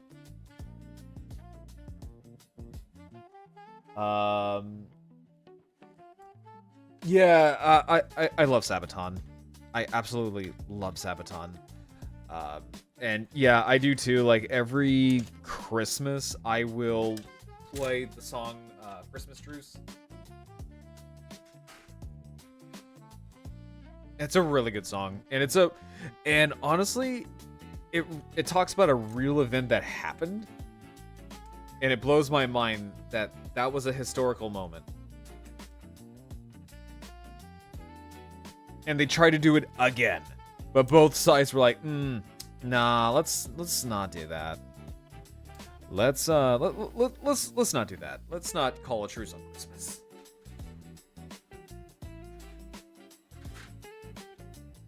So, if you don't know what we're talking about, so during World War I, there was an event that happened. It was called the Christmas Truce, and basically what it was that both sides, right? So both sides completely stopped fighting, and they made peace with each other for Christmas. And you know, you had like Germans hanging out with Brits, Brits hanging out with Germans, for like a day. And for that one magical day for Christmas, they were brothers for one day. And then after Christmas Day, they went back to killing each other. And And I believe they almost didn't want to do it. Like, they straight up just almost did not want to go back to killing each other. Which is fucking bananas. Which kind of tells you just how powerful of a holiday Christmas is. When it actually stopped a whole fucking war. On its own. And that's what the song, The Christmas Truce by Sabaton's about. Well, granted, all of Sabaton's songs are based around actual, like, real-world events. Like, events that actually did happen. Both sides realized that their enemy was human. No, they realized that, you know, it's like the song said, like, today we are brothers, tonight we are friends. Like, they're humans. At the end of the day, they are human. They have, you know, desires, wants, needs, you know, families back at home. They were sharing pictures of their loved ones, their families, their sons, their daughters, and stuff like that left back at home, their wives, their girlfriends, their fiancés.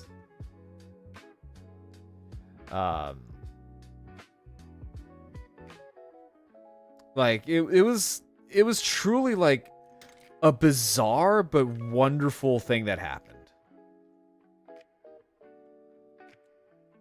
I think most of the problems in the world stem from France. That's what people I'm blaming the frogs. I don't know about that one. Technically speaking, World War I happened because people shot Archduke Franz Ferdinand. And if I remember correctly, it wasn't the French that did that. I think it was like Serbians and I think it was like Serbians and like some Turkish people that did it. I could be wrong on that one. My knowledge of World War I is a little foggy. Yeah, it's a wee bit on the foggy side.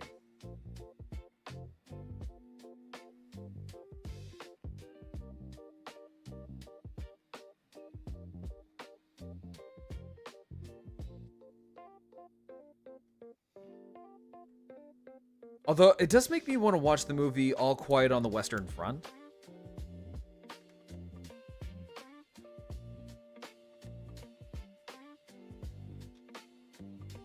Okay, so I need PC 25.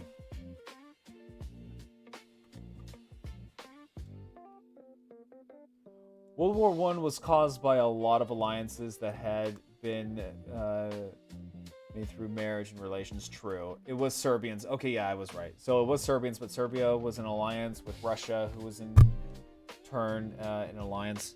Right. Because like what at the, I want to say during or no after World War I think it was like because of just how weak the Tsar was during the whole war. That's what caused the Bolshevik. Well, there was other key elements as well that caused like the Bolshevik Revolution, which spawned the Soviet Union. But yeah, I think it was also just because like the Tsar himself was just a weak leader, and his people were just like, "Fuck this horse shit."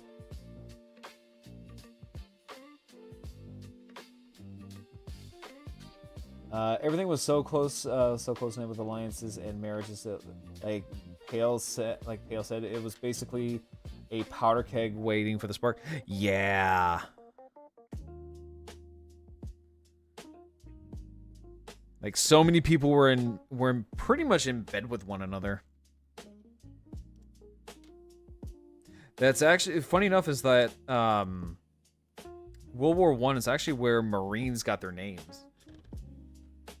Like, if you don't know, during World War I, at the Battle of Bellow, Marines got the name Teufelhunden, which literally just translates to Devil Dog. And that has been their nickname ever since.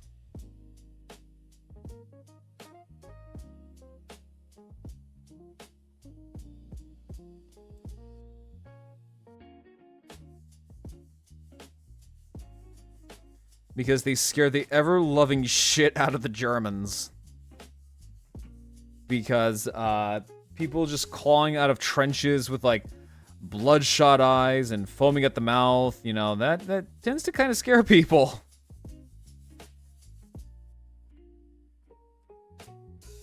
Okay, this is weird. This shit's weird. Hang on, let me see here. Yeah, this whole assembly here is just really fucking weird. Set this off to the side. Yeah, this whole assembly right here is just really, really weird. Okay, so it goes in like so. Yeah, so that goes in like so. No. Hang on. Actually. No.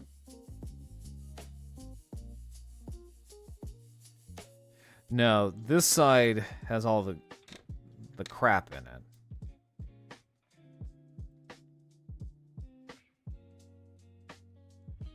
So by the looks of it,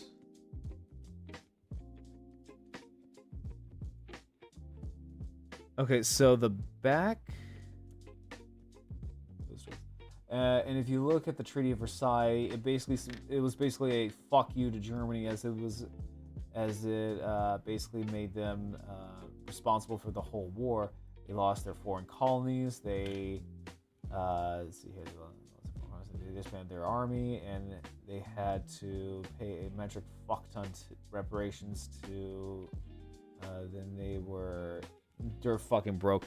Yeah, no, and that's what kinda was one of the reasons that sparked off the funny little mustache man.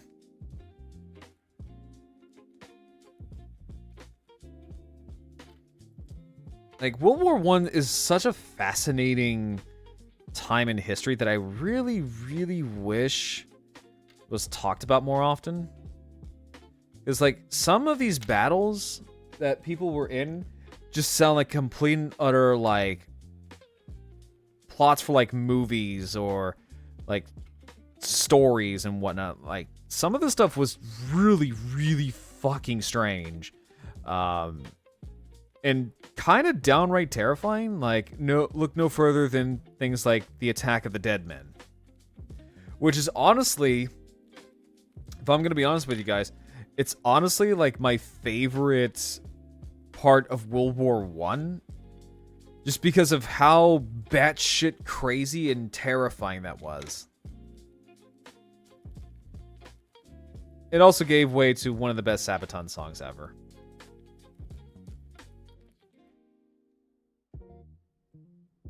Which has also become the go-to song to play when involving anything from the Deathcore of Krieg.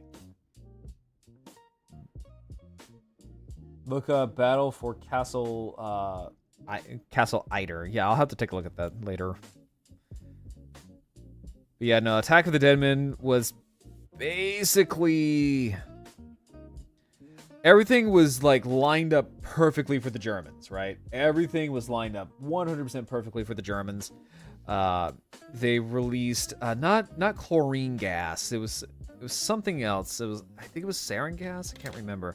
It was a type of gas, and the weather conditions for the Germans was like perfect.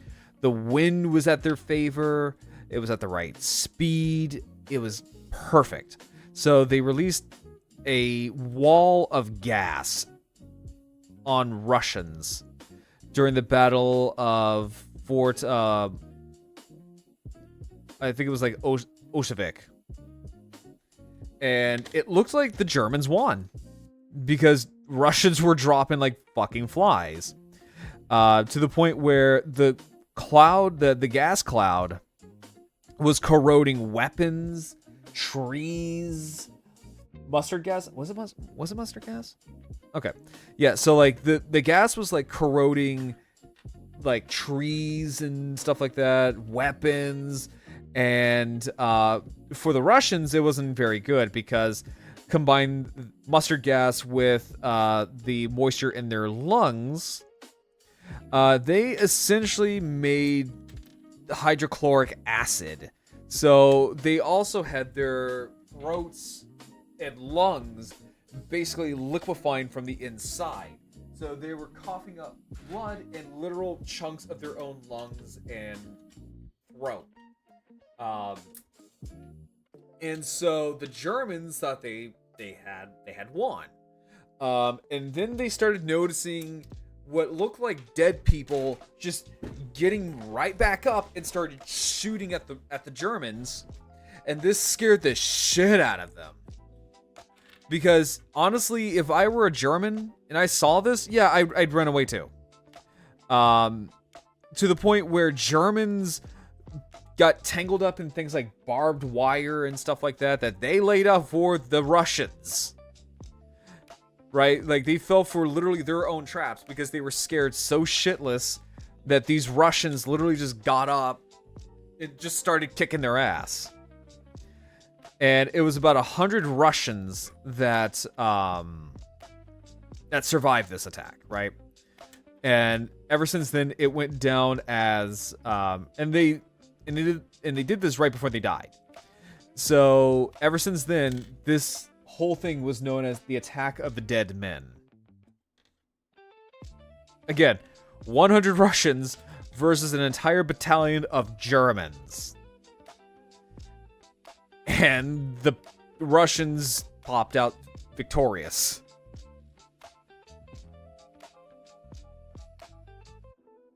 I'm starting to notice with German history that when they always start shit, they're the ones who will get their ass kicked. They're always the ones that are going to get their ass kicked.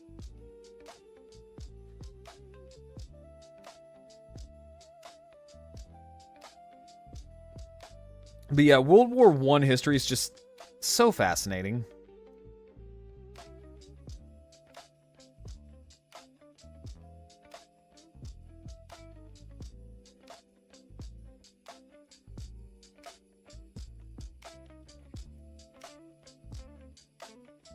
There we go. Perfect.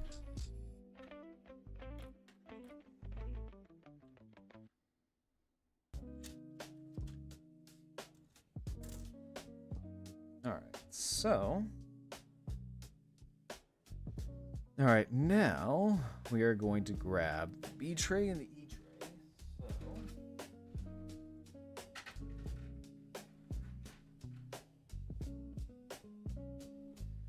Alright, so... Let me actually bring that up a little bit. That way you guys can see a little bit more. There we go. Perfect. Alright, so now... So now we need B1, B3, and E1. And these are going to be the back legs.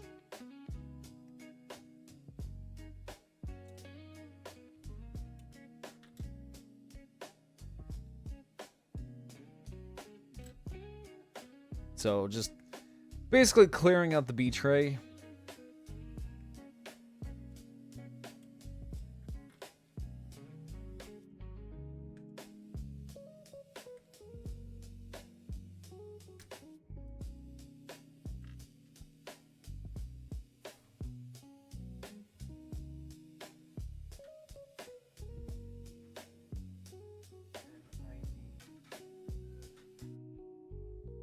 Here we go.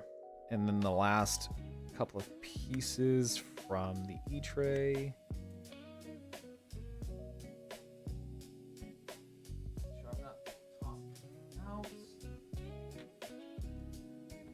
So what's really interesting about this is that it also gives you pieces to make an actual like black and red saber tiger. So this little hump is what you would need if you wanted to convert this into just a regular old run-of-the-mill saber tiger. So all you really kind of have to do is just pop that off and then just pop that on.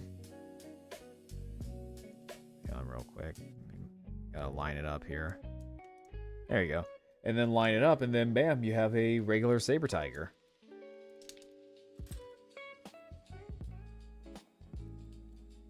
So I think that's actually kind of interesting. that it does give you pieces to make a regular Saber Tiger.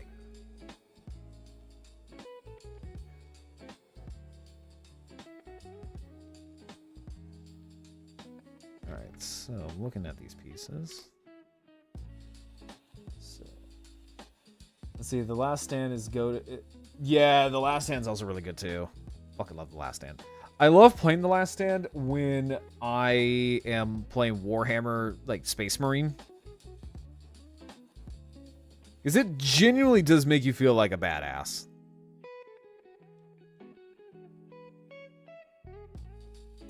Like, it genuinely does make you feel like you are a complete badass.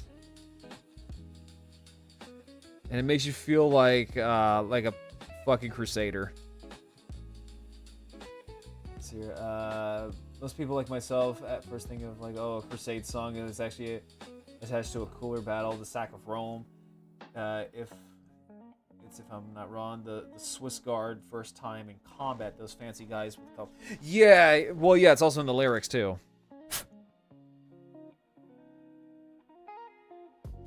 Yeah, it's like if you listen carefully, it's not a crusading song. It's about how the Swiss Guards had to actually protect the Pope.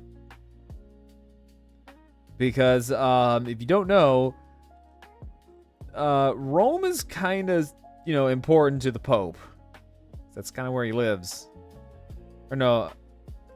Well, yeah, because the Vatican. Vatican's in Rome.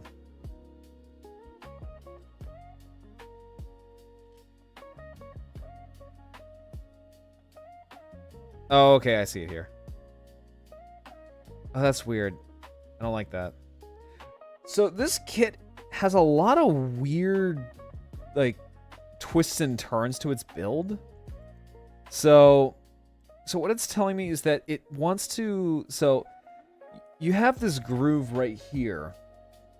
And it's supposed to attach to the railing right there. That's really, really odd. That's very odd. And I don't know how well that would actually hold up. So I'm probably going to go ahead and glue it.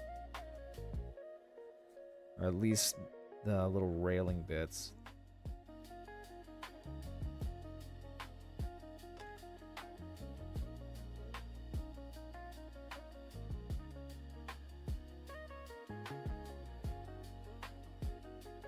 Also, I'm not gonna lie, this music that I just put on, it's kind of a bit of a vibe.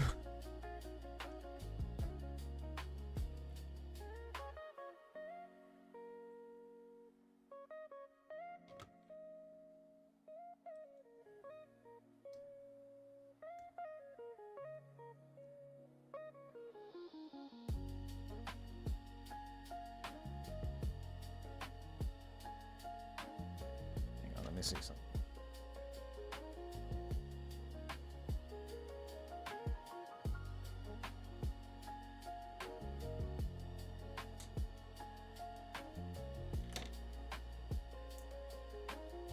Yeah, it's like, for a world history class, it's like for like a college or something like that. It's like, all right, class, turn off your phones, or turn off, close your books and all that stuff. It's like, okay, well, here we go. I'm just gonna put on fucking Sabaton because I basically have a cheat. I literally have a cheat sheet in the form of a fucking metal band.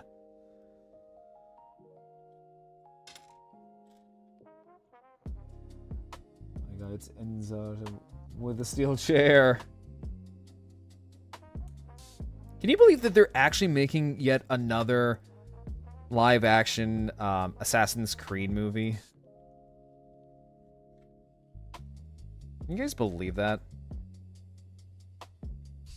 'Cause I still remember the time when Disney tried to take a crack at it. Yeah, for those who don't know, Disney decided that they wanted to take a crack at adapting video games into live-action movies, and it wasn't that great. I'm gonna be flat out honest with you.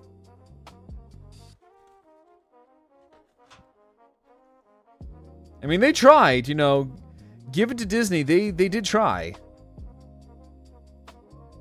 It's more than I could say with a lot of adaptation movies. Or hell, adaptation TV shows. Halo.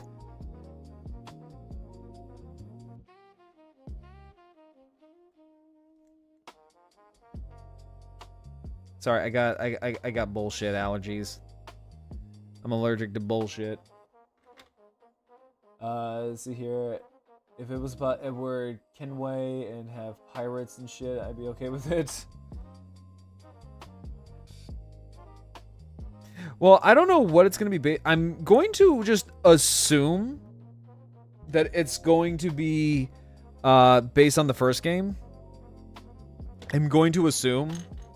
And it's not going to be based on the shitty Assassin's Creed Shadows game that came out. Because my god, that was just fucking horrendous. Because apparently they also did like an Attack on Titan crossover. Which makes no sense of any kind.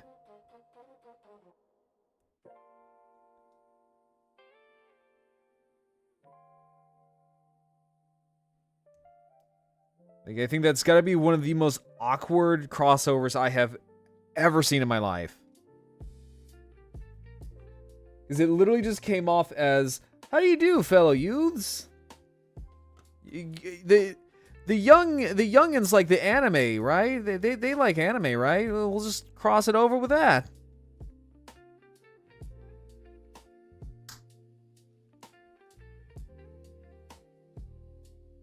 Yeah, hey, what's the matter with you, Altair? There we go.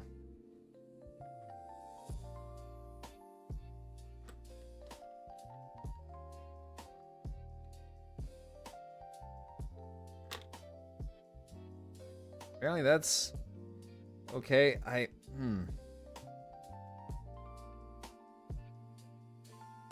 was gonna say, I feel like I'm doing this wrong. No, that's right. That is correct. Also, darling, thank you so much for redeeming your park entrance. Thank you. But still kind of mid. I'll admit, I thought it was pretty cool that they used Oni with who's actually from Future Japan, but it's kind of mid. For me, historically speaking, I didn't care for it all too much, if I'm gonna be quite honest with you. I'm gonna be flat out honest. I didn't care for it. But that's just me.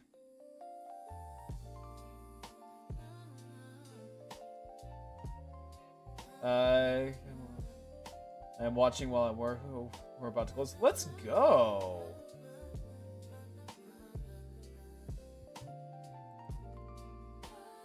Okay.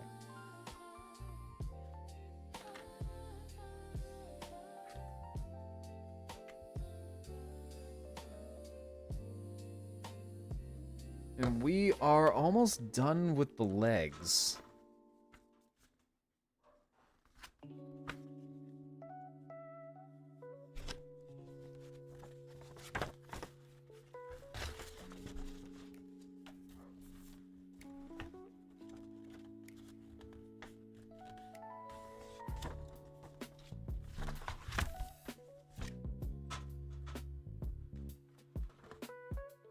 There we go. Oh, wait, no, that is... No, here we go. Alright, so for here, we're just going to kind of slap on all the armor bits. Ubisoft historically accurate? What are you smoking? Where can I get it? Oh, I know! Oh, I definitely know that they're not historically accurate. But what I'm saying, though, is that if you're going to include historically accurate character or people, you kind of have to get shit right. If they really wanted to use, like... Honestly, if they wanted to do, like, an Assassin's Creed game based in Japan, use actual shinobi. Like, there's tons of historical, like, shinobi that they could have used. Like, Demon Hanzo comes to mind. Like, the stuff that Hanzo did was fucking legendary.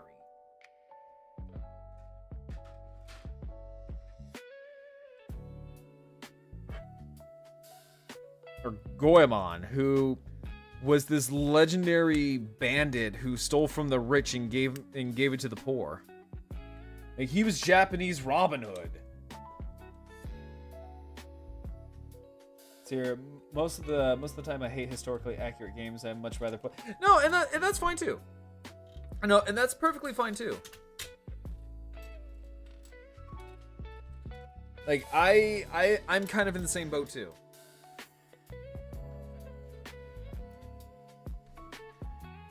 It's like with dinosaurs. I love, you know, scientifically accurate dinosaurs, but like, I don't know, man. There's something about like dinosaurs that are like just naked reptiles that just, it's just kind of cool, man. Hold up, I'm just making sure I'm getting this right. Oh, nope, I fucked up. I fucked up these legs. That's okay, it's an easy, looks like it's an easy-ish kind of fix. Yeah, it's an easy fix. From the looks of it. Yeah, so I just kind of have to turn it around. Yeah, so I got these on backwards. Are you yanking my pizzle? Wait, what? Wait, what?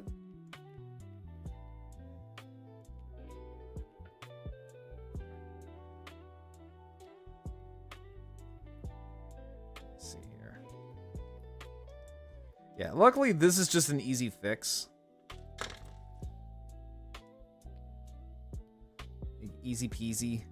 Just a little switch around. And it should be fine. Yeah, looks like it's just like an easy little switcheroo.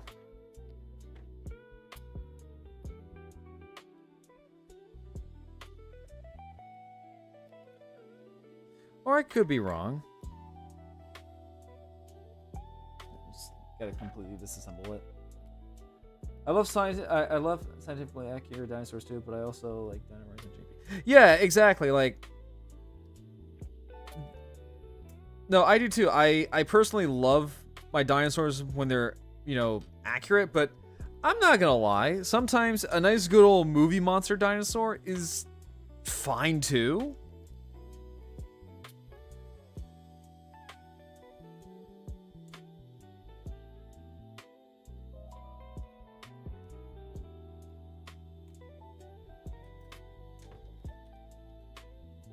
You know, like sometimes it, you know, cinematic junk food, it can be okay once in a while. It's basically the way of saying, "Are you fucking with me?" Yeah. What are you talking about? This or the dinosaurs?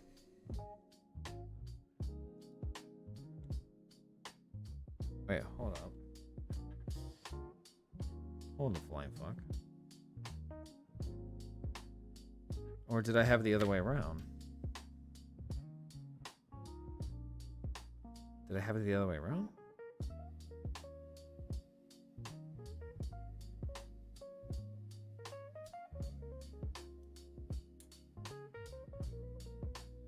Wait, hold up. Hang on for a split second. You like the Oh, are you talking about the Seraphon? Yeah, I actually do like the Seraphon. I think they're really cool. Outside of like, you know, pee pee poo poo, they're just big dinosaur, you know, dinosaurs and lizard men and all that crap. No, I genuinely like the Seraphon. I think they're a really fascinating faction.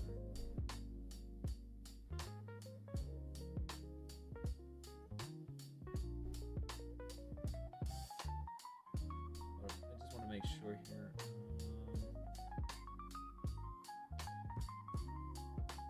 Just double check here. I feel like that's not right. feel like that's not right.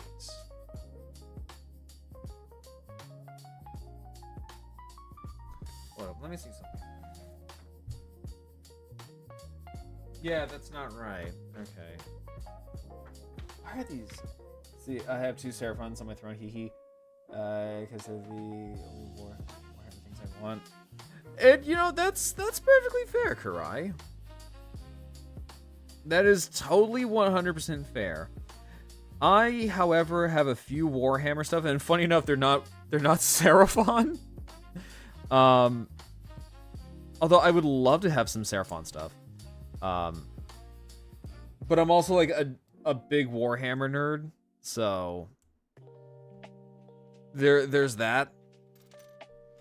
Not as much as say like Damien, because Damien's like a huge like Warhammer nerd.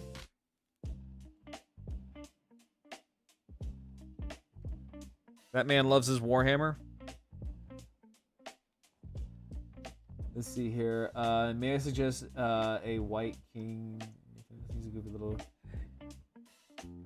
I mean, honestly, Kura, you might like him. He's a little goofy skeleton guy, but that's entirely up to you. I think you probably get a kick out of him.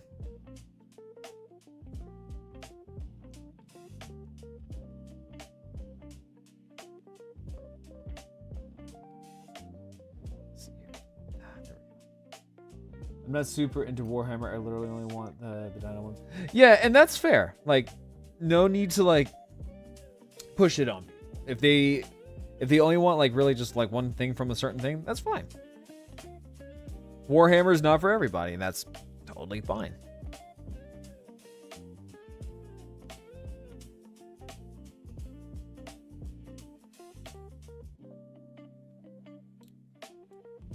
Okay, how the hell are these supposed to go? And like I said, like this whole leg assembly is weird. It's really, really weird. I have to take it apart now.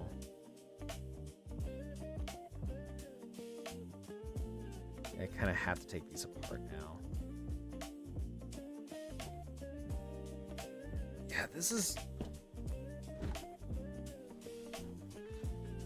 See, I actually need to look up the Dino Dudes again. Yeah, they're called the Seraphon.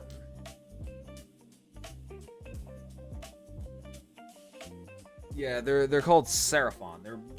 They're really, really interesting. They're a really cool faction. I want to say they're like lawful good. If you want to go by like Dungeons and Dragons terminology, they are a lawful good faction of lizard folk that ride on dinosaurs. And the cool thing about it is that their champions ride on dinosaurs that are named after the Dinobots from Transformers. Just look that shit up. That is 100% true.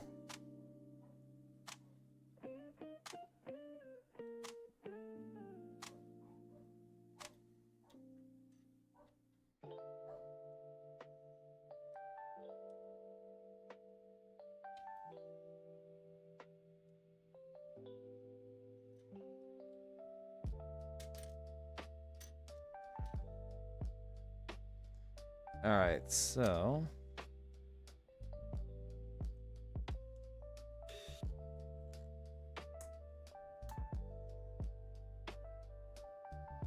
Okay, so then... need to grab...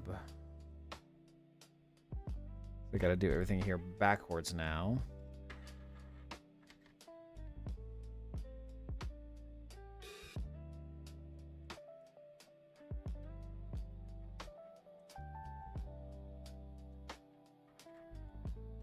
Gotta do everything back, like completely backwards now. Because I got the legs wrong. Good thing though is that I'll just kind of slide into place.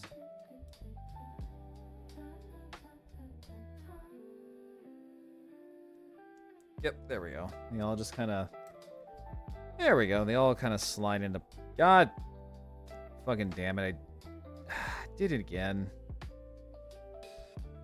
Why are these legs just so fucking weird?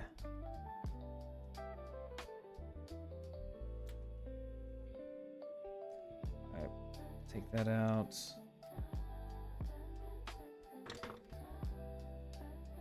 I'm looking at the instructions. So, okay, so this right here, and then that's gonna go in like so.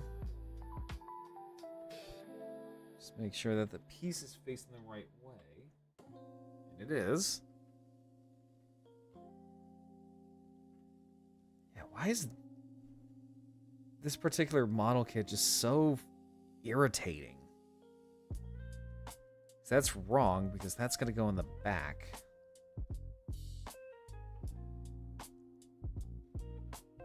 These skink guys are pretty cool. Yeah, so they're all more or less like named after like different types of reptiles. So you have things like you got skinks, you got I think they're called crocorocs. They're these big giant crocodile like characters. They're actually my favorite Seraphon. Like, they're just big, stupid, like, gator people.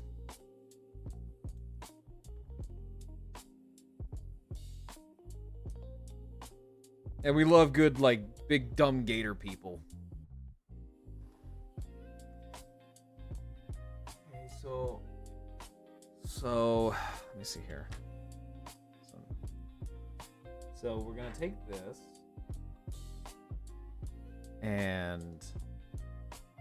this piece right here, that's gonna go in like so. But then that's the back way.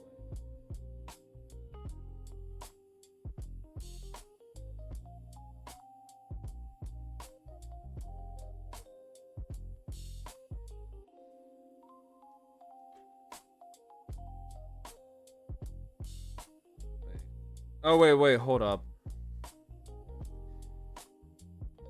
Wait, hold up. I think I get it though. I think I get it. Hold up. Hold up. Am I putting these pieces in backwards? Because that might be the case. I'm just putting these pieces here backwards. So that's probably what's turning me around. Okay, so let me grab a piece that's already been completed. Okay, so this. So it's gonna go in like that. And these pieces right here. This back piece is gonna face that way. So. Oh, wait, I think I might have solved my issue and my headaches. I think I might have cracked the code here. Okay, I think I might have.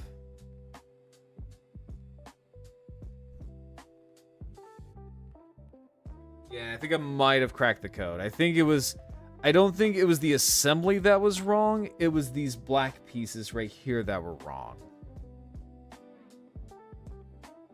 Yeah, okay, I think that's what it was. Yeah, I think that's what it was. It was these pieces.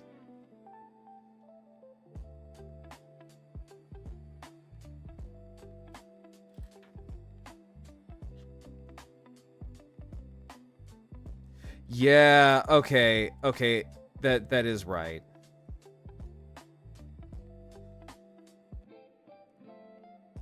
That is correct. Okay, so let me grab this.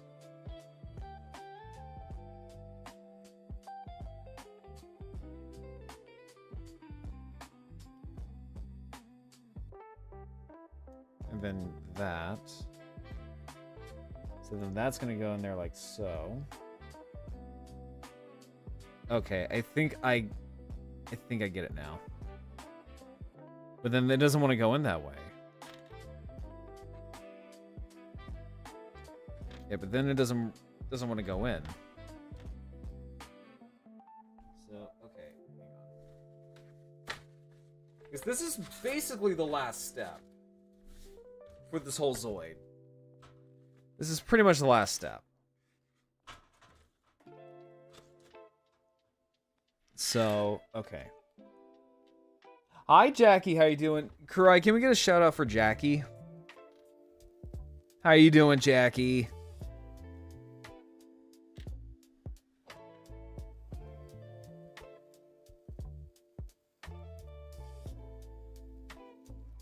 Alright, so... I'm sleepy, but I'm good. How are you? I'm doing good. Right now, I am a little tossed around with this Zoid kit. Just because because I've been putting stuff backwards. And so now I'm just like constantly taking it apart, putting it back together, taking it apart, putting it back together. And trying to figure out what the fuck is going on. Okay, so it's gonna go in like that. Also, yeah, happy birthday. Happy birthday to you two.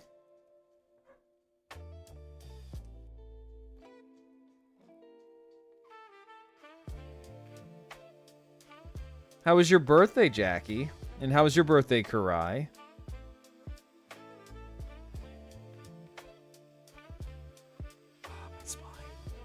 Oh, God. Okay.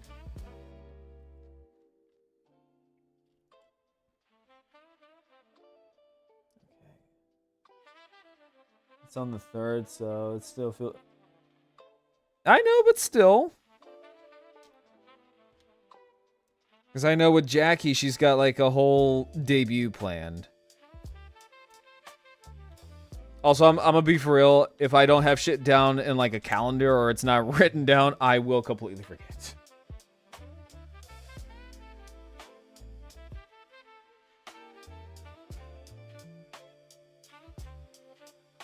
Same though. Yeah, no, like if it's not put down in a calendar, I will probably forget. Because I have the memory of a fucking hamster.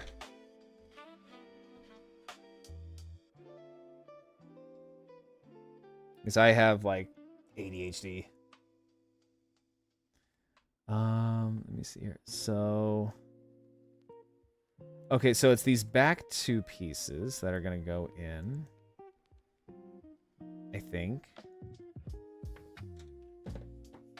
So, but wait, hold on. So that's how it's supposed to go. So then, so it goes in like that. And then this, so these pieces right here. I'm not ready to be 32. You'll be fine. I mean, like, look. Kurai, if it makes you feel any better, we're younger than Damien. Hi, Senzu, how are you doing? Welcome in.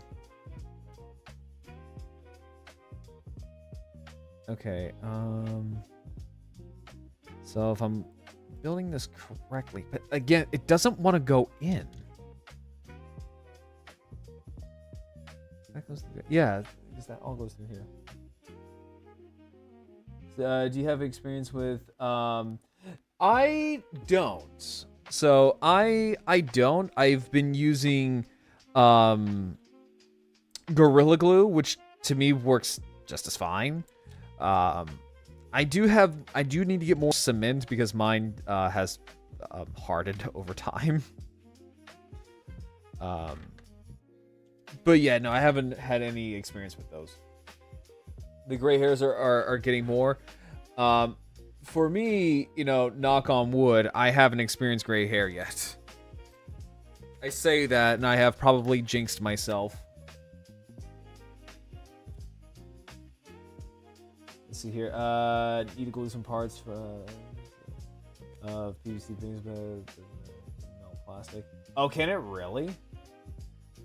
I haven't gotten those yet, thank God. Blame stress. Yeah, because Jackie, you're a teacher. Like I can imagine. I have a sneaky suspicion that is something I'm gonna have to experience here pretty soon, given that I'm going back into military service. Again, it doesn't want to go in. That's the thing. This does not want to go in. That's built correctly. But the problem is that this does not want to go into this. And I have done just about all these pieces, and for some reason they just don't want to go in unless if it's facing the wrong way.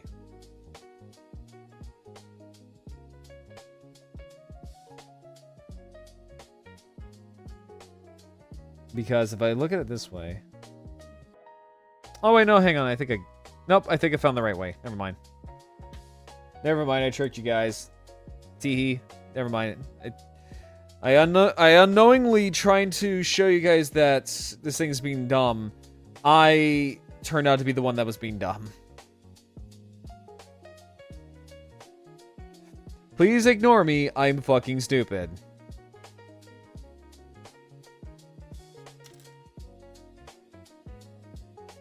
Okay, hang on. I think now we're getting somewhere.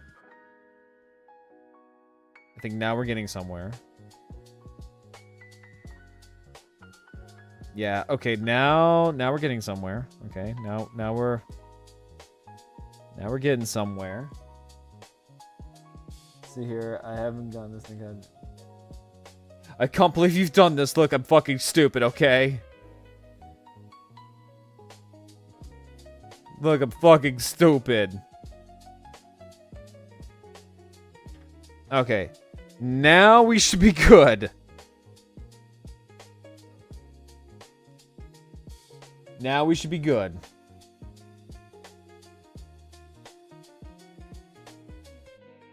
Okay, there we go. Except for the fact that...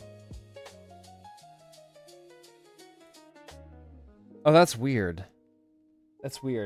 So, okay, for the articulation for the Saber Tiger, the back legs are really stiff.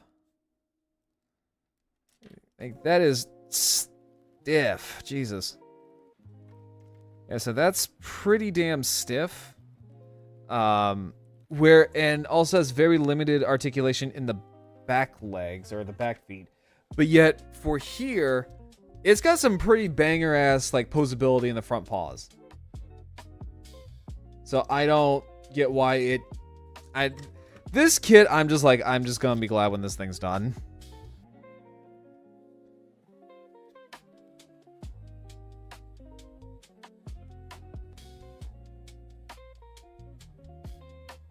Yeah, no, I'm just gonna be glad this thing's gonna be finished here soon. This cat has been giving me so much trouble. So yeah, so far, outside the odd, like, construction here and there, it's not bad. I will say, this kit is not egregiously bad.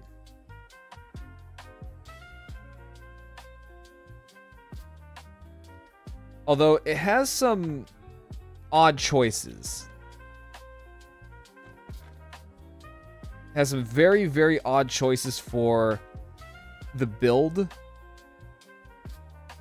particularly in these legs, are very strange.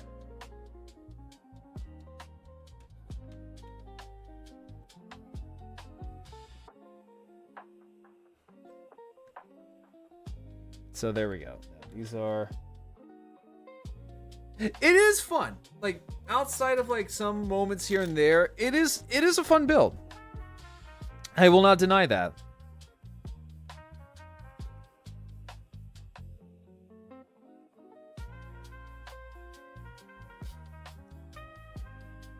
There we go. Okay.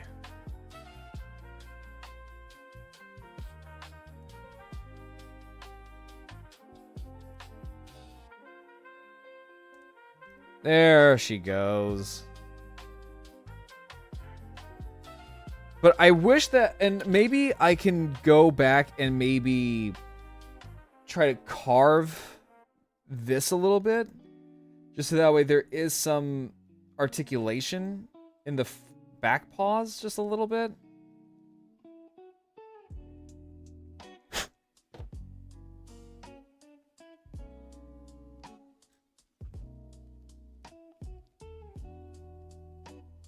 Yeah, maybe I can go back and kind of shave off a little bit. It's gonna look crude as hell, but I think maybe that's what's kind of keeping the back legs here from kind of posing all the way. Because what it is that it's banging against. So this is banging against that. And it doesn't help that this has a high ridge right here. So you can kind of combine that together and it's not gonna work. It's gonna want to push it.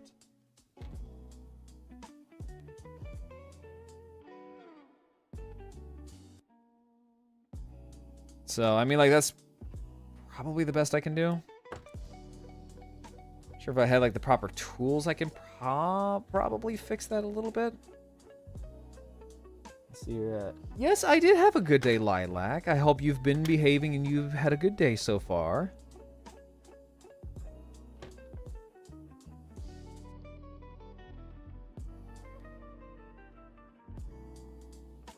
Okay. There we go.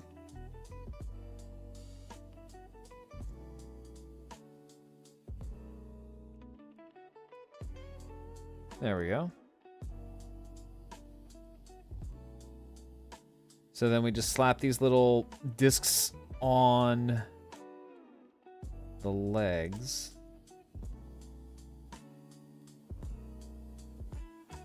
There we go. Have that nice little snap.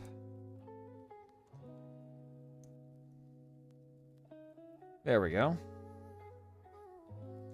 And then we can put some caps on it.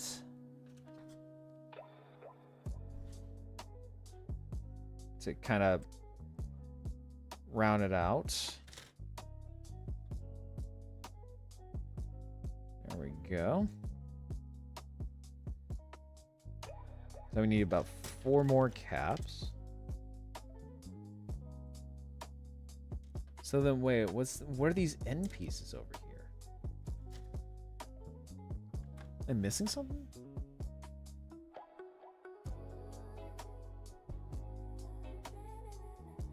I have these end pieces, and I don't know where they're supposed to go. J and J, but there's... So I have these leftover parts, and I don't know where they're supposed to go.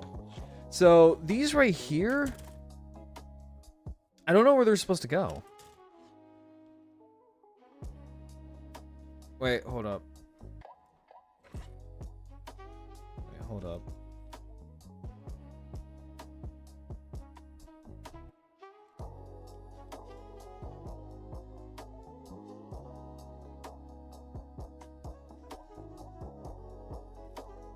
Hold up. Hold a second. So it says that they're supposed to be for the front legs. Yeah, so it says that these pieces are for the front legs.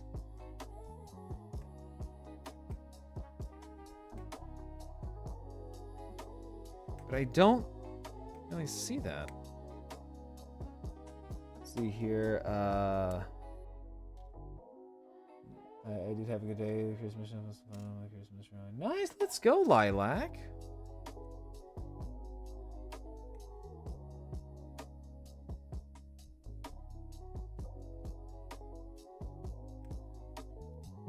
Okay, so let's take these out.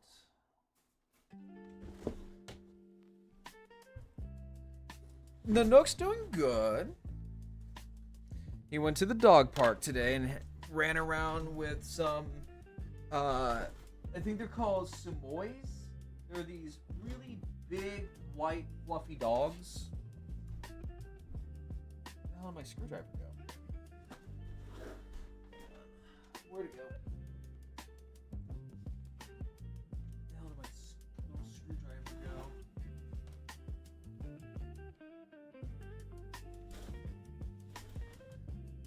There's my little screwdriver that's like my little part separator.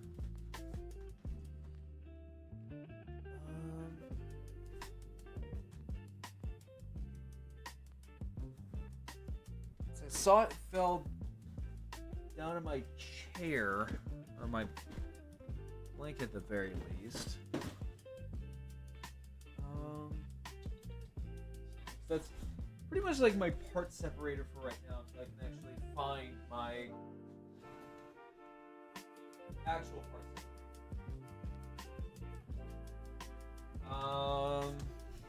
Well, shit. Wait. Is that it? No, that's not it. That's my cable. Oh, found it. I found it. It's all these boxes. Okay. Perfect. Okay. So let me pry these open. It looks like I missed a step.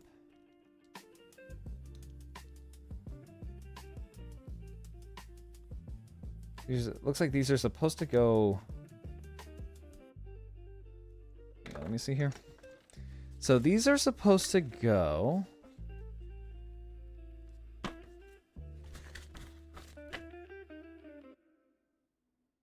Oh, yeah, right there. So it's got to be right here.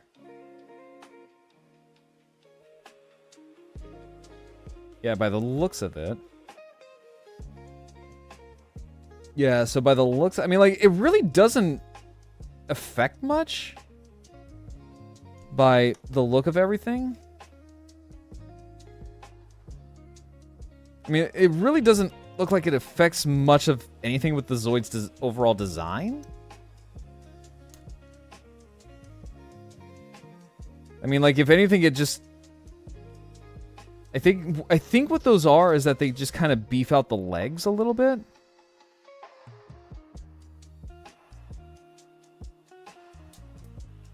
Yeah, I think that's what those do. I think they just kind of beef out the legs.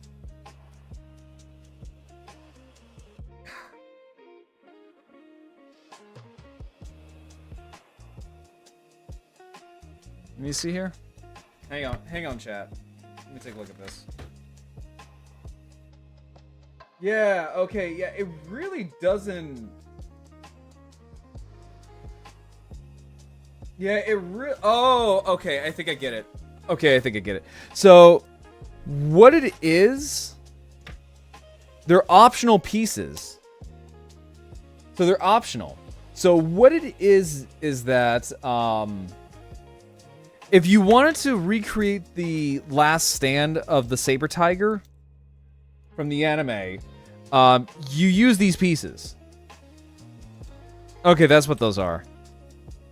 So I was scratching in my head, like, what the actual hell are these parts? And yeah, it just dawned on me. Oh, right. They are optional parts if you wanted to recreate that last Saber Tiger stand with this Saber Tiger. Interesting. Okay. Yeah, so really, you could just toss these out. Because that's kind of like what we're going to do. We're going to toss those out. And before we actually move on, let's make the shock cannon here. Just rip these out.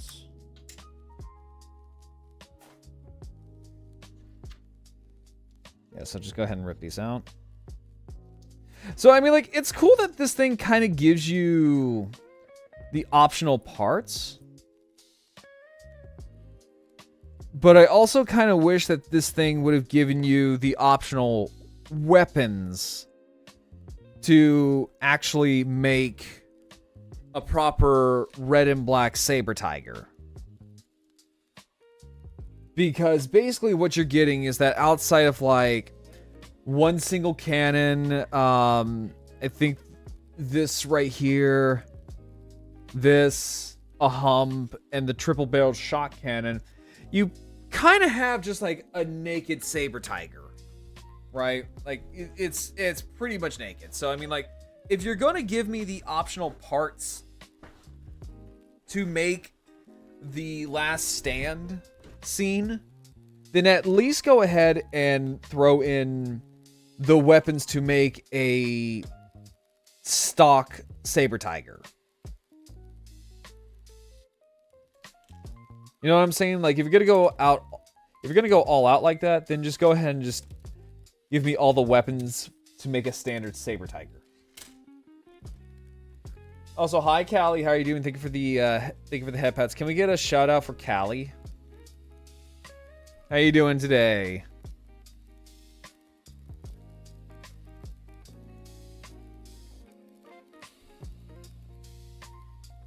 Okay. So there's that.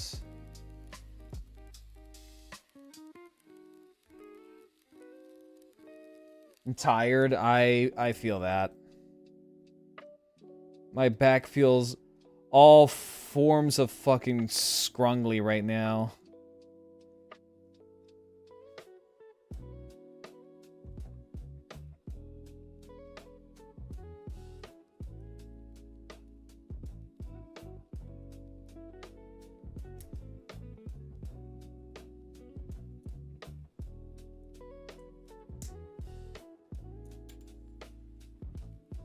No, I honestly feel that.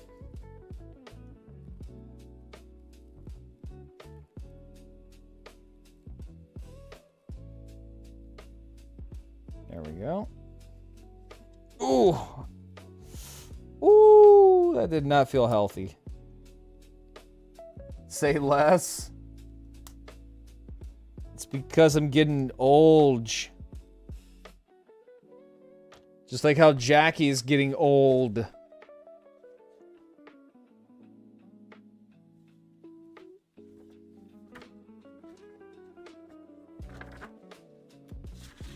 Yes, Jackie, welcome to the 30s, motherfucker. Welcome to the wonderful land that is called the 30s. Back pain club? Yeah, no, like that. You'll get that in your 30s. Yes, welcome to what is known as being old.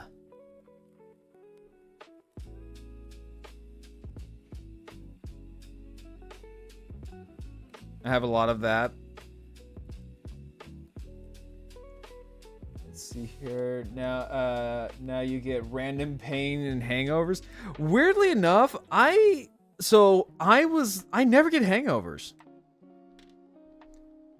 I can, safely say I never get hangovers. And I have been plastered drunk in my 30s. No, what it is that welcome to the 30s where losing weight gets harder because your body wants to hog whatever you got and refuses to let go.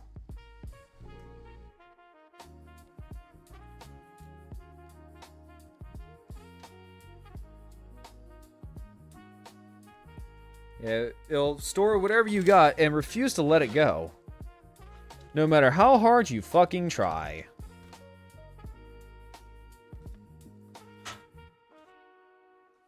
Don't even start with that. I have a thyroid autoimmune issues. It is the worst. Yeah, no.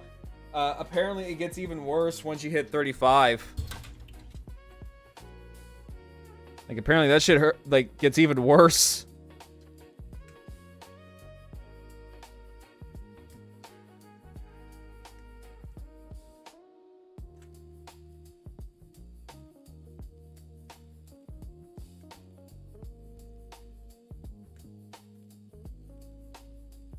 There we go.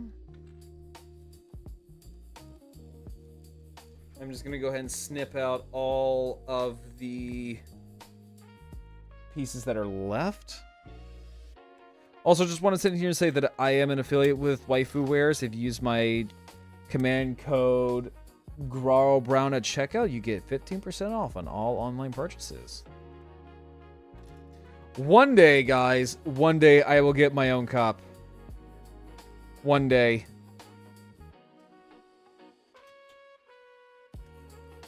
One day I will meet the requirements to get a cup.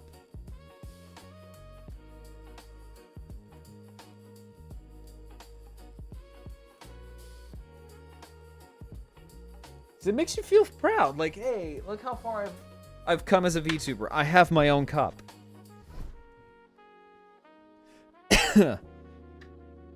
I want to drink my me juice out of my cup.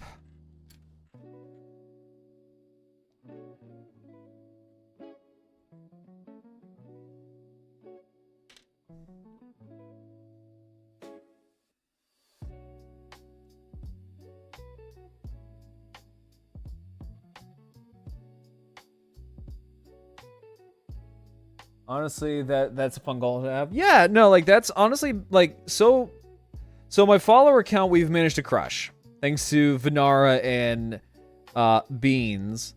We managed to crush my goal of like what was it, like 1,100? So I'm inching ever so closer to getting that cup.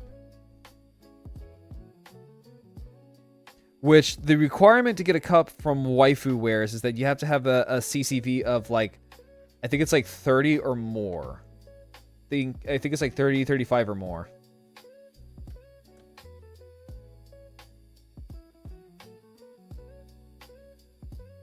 Like, I'm not, like, honestly, I'm not even worried about partner. I just want to get the cup. I want to be a cup too, so my friends can shake me. Yes. No, like, I want my friends to get all their aggressions towards me out by my cup. So whenever I act like a little shit to them, they can just shake the Grarl cup.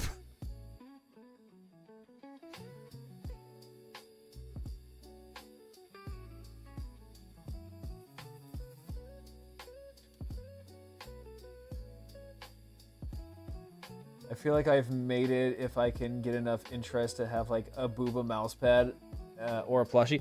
Honestly, a plushie would be really nice. Oh, OMG, yes, I want to shake you. Fucking do it. I know people like Kurai and Damien would get a field day out of that because they could just shake me all fucking day long. Have my smug ass on a cup while they're just like shaking me.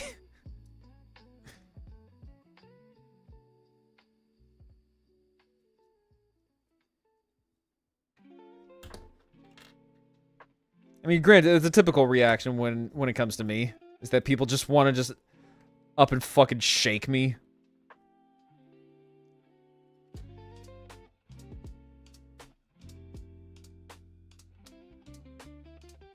Black cat plushie. That would be really cute. Okay, honestly, Callie, I feel like you and, like, Jackie would actually translate really well as a plushie. Or I could put you into the timeout shelf. Oh, please do. I have a feeling you're just gonna keep me there 24/7. That way you can just sit there and look at me going, like, think about what you've done. Think about your life choices, Grarl.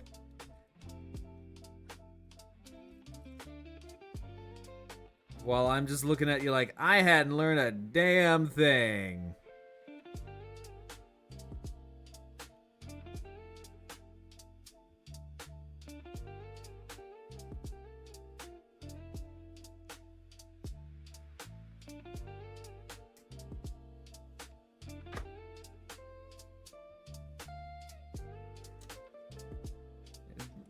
Hey, you're just gonna look at me like, did you learn your lesson, Grarl? It's gonna be like, never. Look at my limited edition Grarl brown cup. I don't think I can be a plushie. I think you can, Kiwi.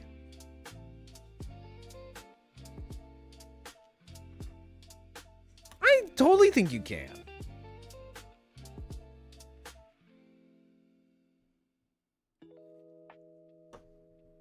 Well, you can't climb down with those tiny arms, yeah? Well, you know what? At least I can crush your skull with one bite.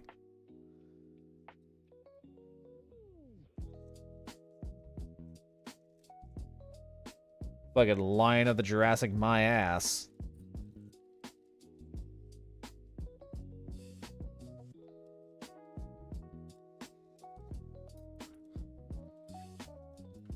There we go.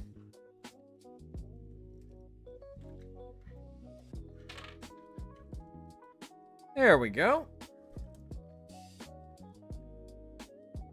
Now, if you're on the shelf, I will find a way.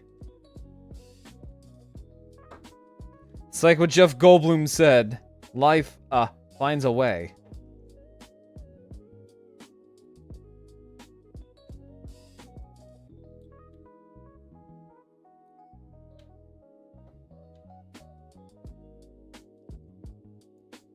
I will find a way down.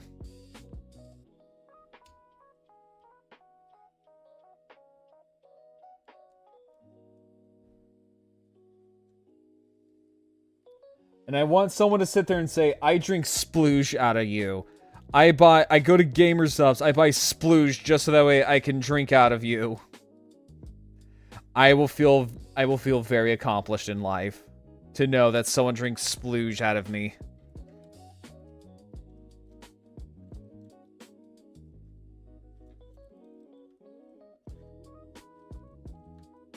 Alrighty.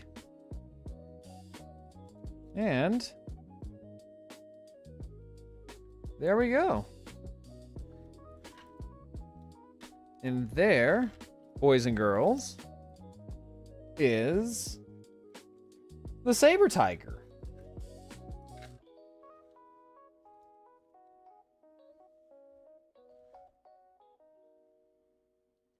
It do, but it takes like a few million years.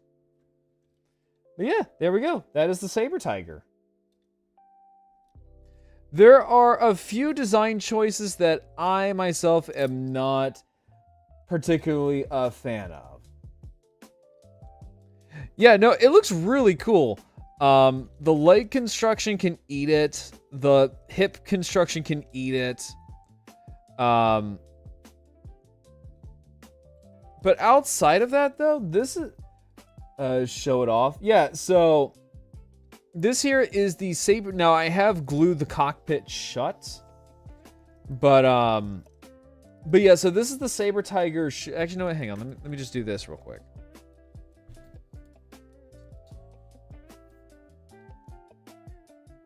There we go. That way it... There you go. There you go. Let me just get into position. There we go. So, yeah, this here is the Saber Tiger Schwartz version, or the Schwartz version. So, what I really like about this is that it is pretty damn posable. Right? Like, this is honestly really, really damn posable. The only thing I can sit there and say that is kind of a letdown is that the back legs here are not the greatest. Yeah, these are not the greatest in the world. Oh yeah, no, Jackie, that's the thing with Zoids. Is that they like to finger fuck the hell out of the German dictionary. Like, there are so many German names in Zoids. It's not funny.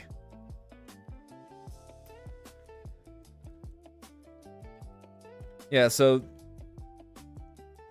outside of that, though... It's pretty damn posable if the back legs want to cooperate. So, like, I wish the back legs were like the front legs, right? So the front legs here, these are pretty damn nice. I do like how free these ball joints are, so that way you can actually have these you can have this posability, right? So, but here in the back, you do have a lot of stuff going on, right? You do have a lot of stuff going on that's 100% fighting against it. I don't want to force it because I don't want to break it. But yeah, there's a lot of stuff that is going against this thing in the back. Now, because let me see here real quick, because if I look at, yeah, because like even in the promotional images, it really doesn't show the back legs to be all that posable. Also, hi Dark Lord and Scorpy, how you doing? We are actually done with the Zoid. So Saber Tigers are basically saber-tooth tiger type Zoids, which is weird because they also label them as tigers. And there is going to be another one of these. So there's going to be like a vanilla version of this coming out here soon. I don't know how well that's going to turn out. Do I recommend this? Yeah, I would say so. I mean, like, if you don't mind the metal springs, I would totally say go for it.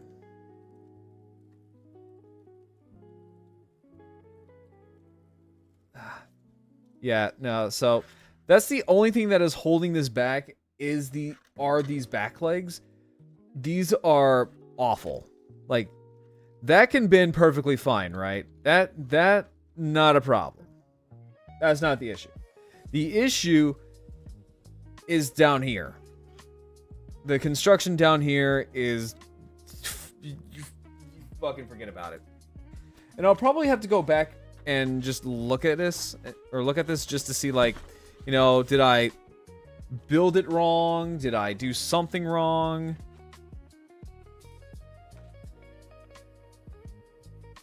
Which maybe I did. I don't know. Because it looks to be that it kind of looks like it, but not really. Let me see here. Good evening once more. Found particularly found any particularly soul swallowing or utterly dinosaurial novels lately? Not really. Not really. But yeah, I'll probably have to go back and look at these back legs. Maybe take them apart once again, just to kind of double check. And by the looks of it, I might have actually... I think I might have actually found the problem. I think I might have actually found the problem here. So what it is that it looks like I do have these on backwards. Yeah, so it does look like I do have these back legs on backwards, but it's on the lower half of the leg. So it looks like these are fine. Yeah, these are all good, fine, and dandy and all that crap. It's down here. I can see it, and I can look at the promotional images. I do have these on backwards. So I'm probably gonna have to go ahead and just disassemble these back legs once again. These poor legs have gone under so much reconstruction, deconstruction, and then reconstruction yet again. Because I am a complete and total dumbass.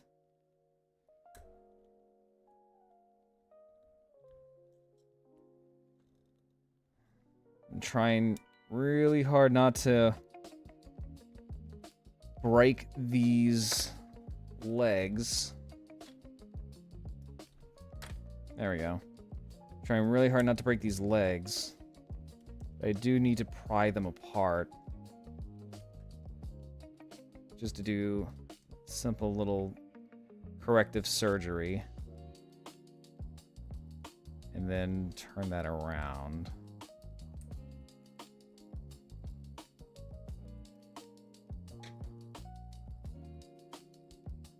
And just turn that around. And put it back together again.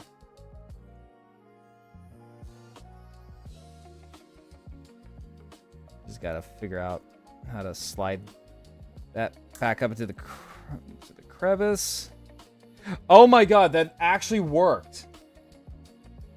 That actually worked. Okay, I take it back. Yeah, no, that's just me being stupid. Okay, yeah, no, these back legs are fine. Yeah, these back legs are perfectly fine. I'm just dumb.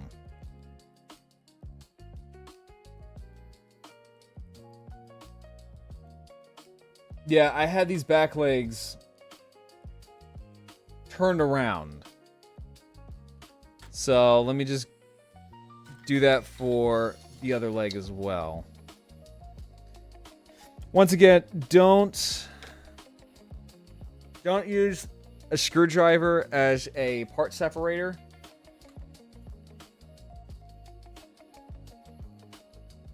Because you could very easily break these. I say that as I'm trying to pry apart parts like a chimp.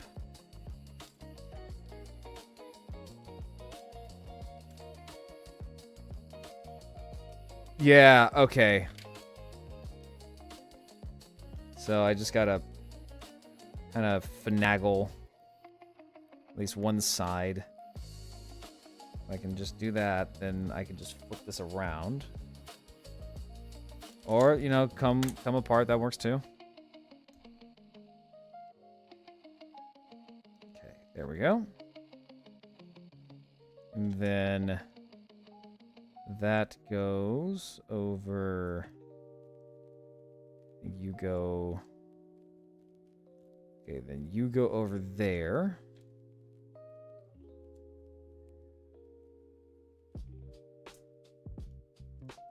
Just gotta now try to hang on real quick.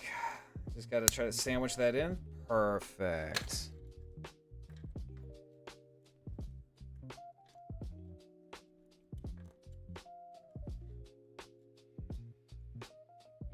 There we go. And just like that, it's fixed. So let's actually take a look at this Saber Tiger with the proper legs. Because I now take back what I said about its back legs. Although I will say, though, is that the back legs are a little bit on the tricky side to put together. Just because there is a lot of, like, little parts that you have to, like, line up ever so slightly to get it right.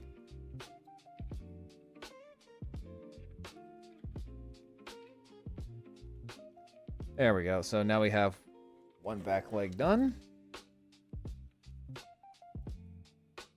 Oh, yeah, that's so much better. That's so much better.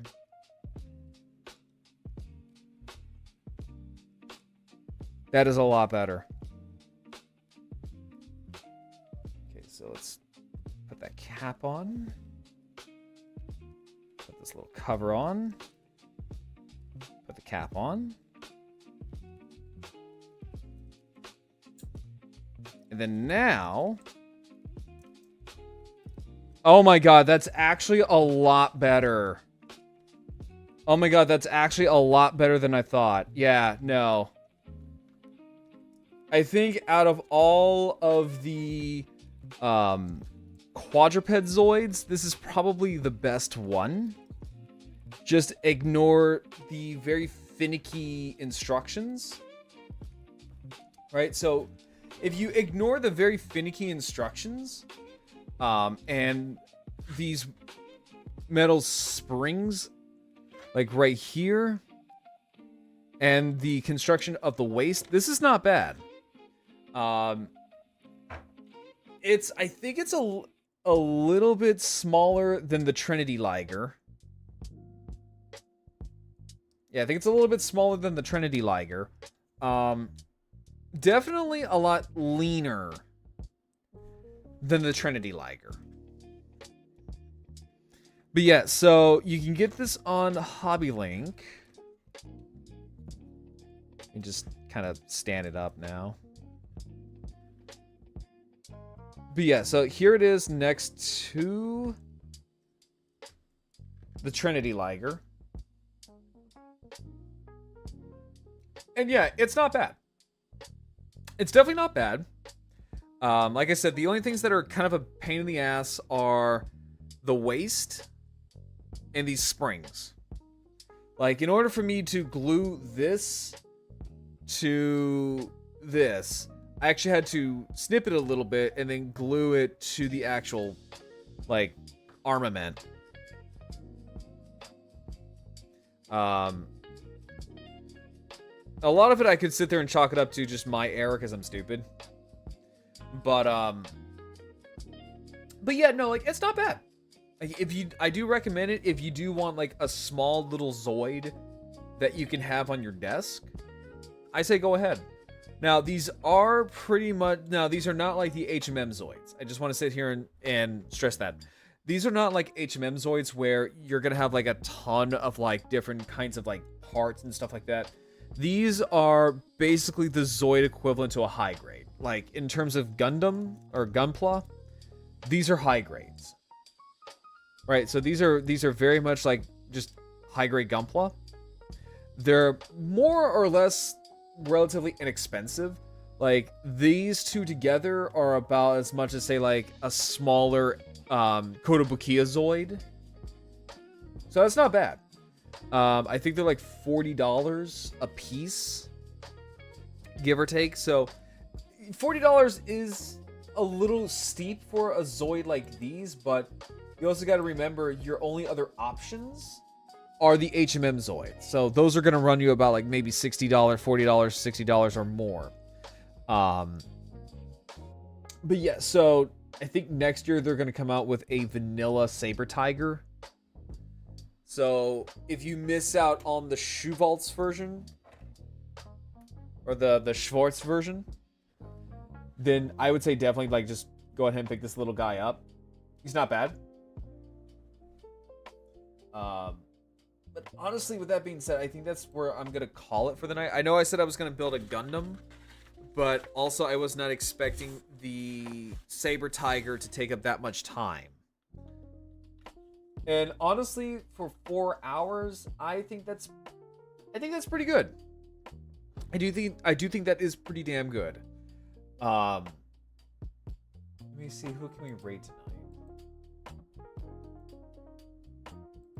Whom do I want to rate for tonight?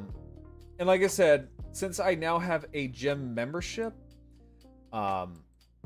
things are going to be changing up a little bit in terms of streaming, right? So in terms of streaming, right? The days are going to kind of flux. So some days I might stream at like 5, I might stream at 6. Again, that's mainly because I am trying to get back into at least a workout routine, so that way I can actually be back into shape. But yeah, it's quite amazing. Yeah, it looks really good. We'll be there, so fun. Thank you, Jackie. You're really amazing. Because once again, I'm not happy with how I look with myself, and for my job, I do need to be in shape, or you know what counts as being in shape. So that's where we're gonna call it for today. So I think we're gonna raid Pocket Paris. She's doing a dino, I guess like a dino tier list. Yeah, so we're gonna rate Pocket because she's doing like a little bit of a dino tier list, and this is prehistoric adjacent. Also, I just want to sit here and say before we stream out to Pocket, what's really cool, and I guess it's kind of a cool thing but a downgrade, is that for the HMM version of this, it can actually open up its jaws to the almost 180 degrees, like how an actual Smilodon would have actually opened up its jaws. Here, that's about as far as it'll go, which is still pretty good.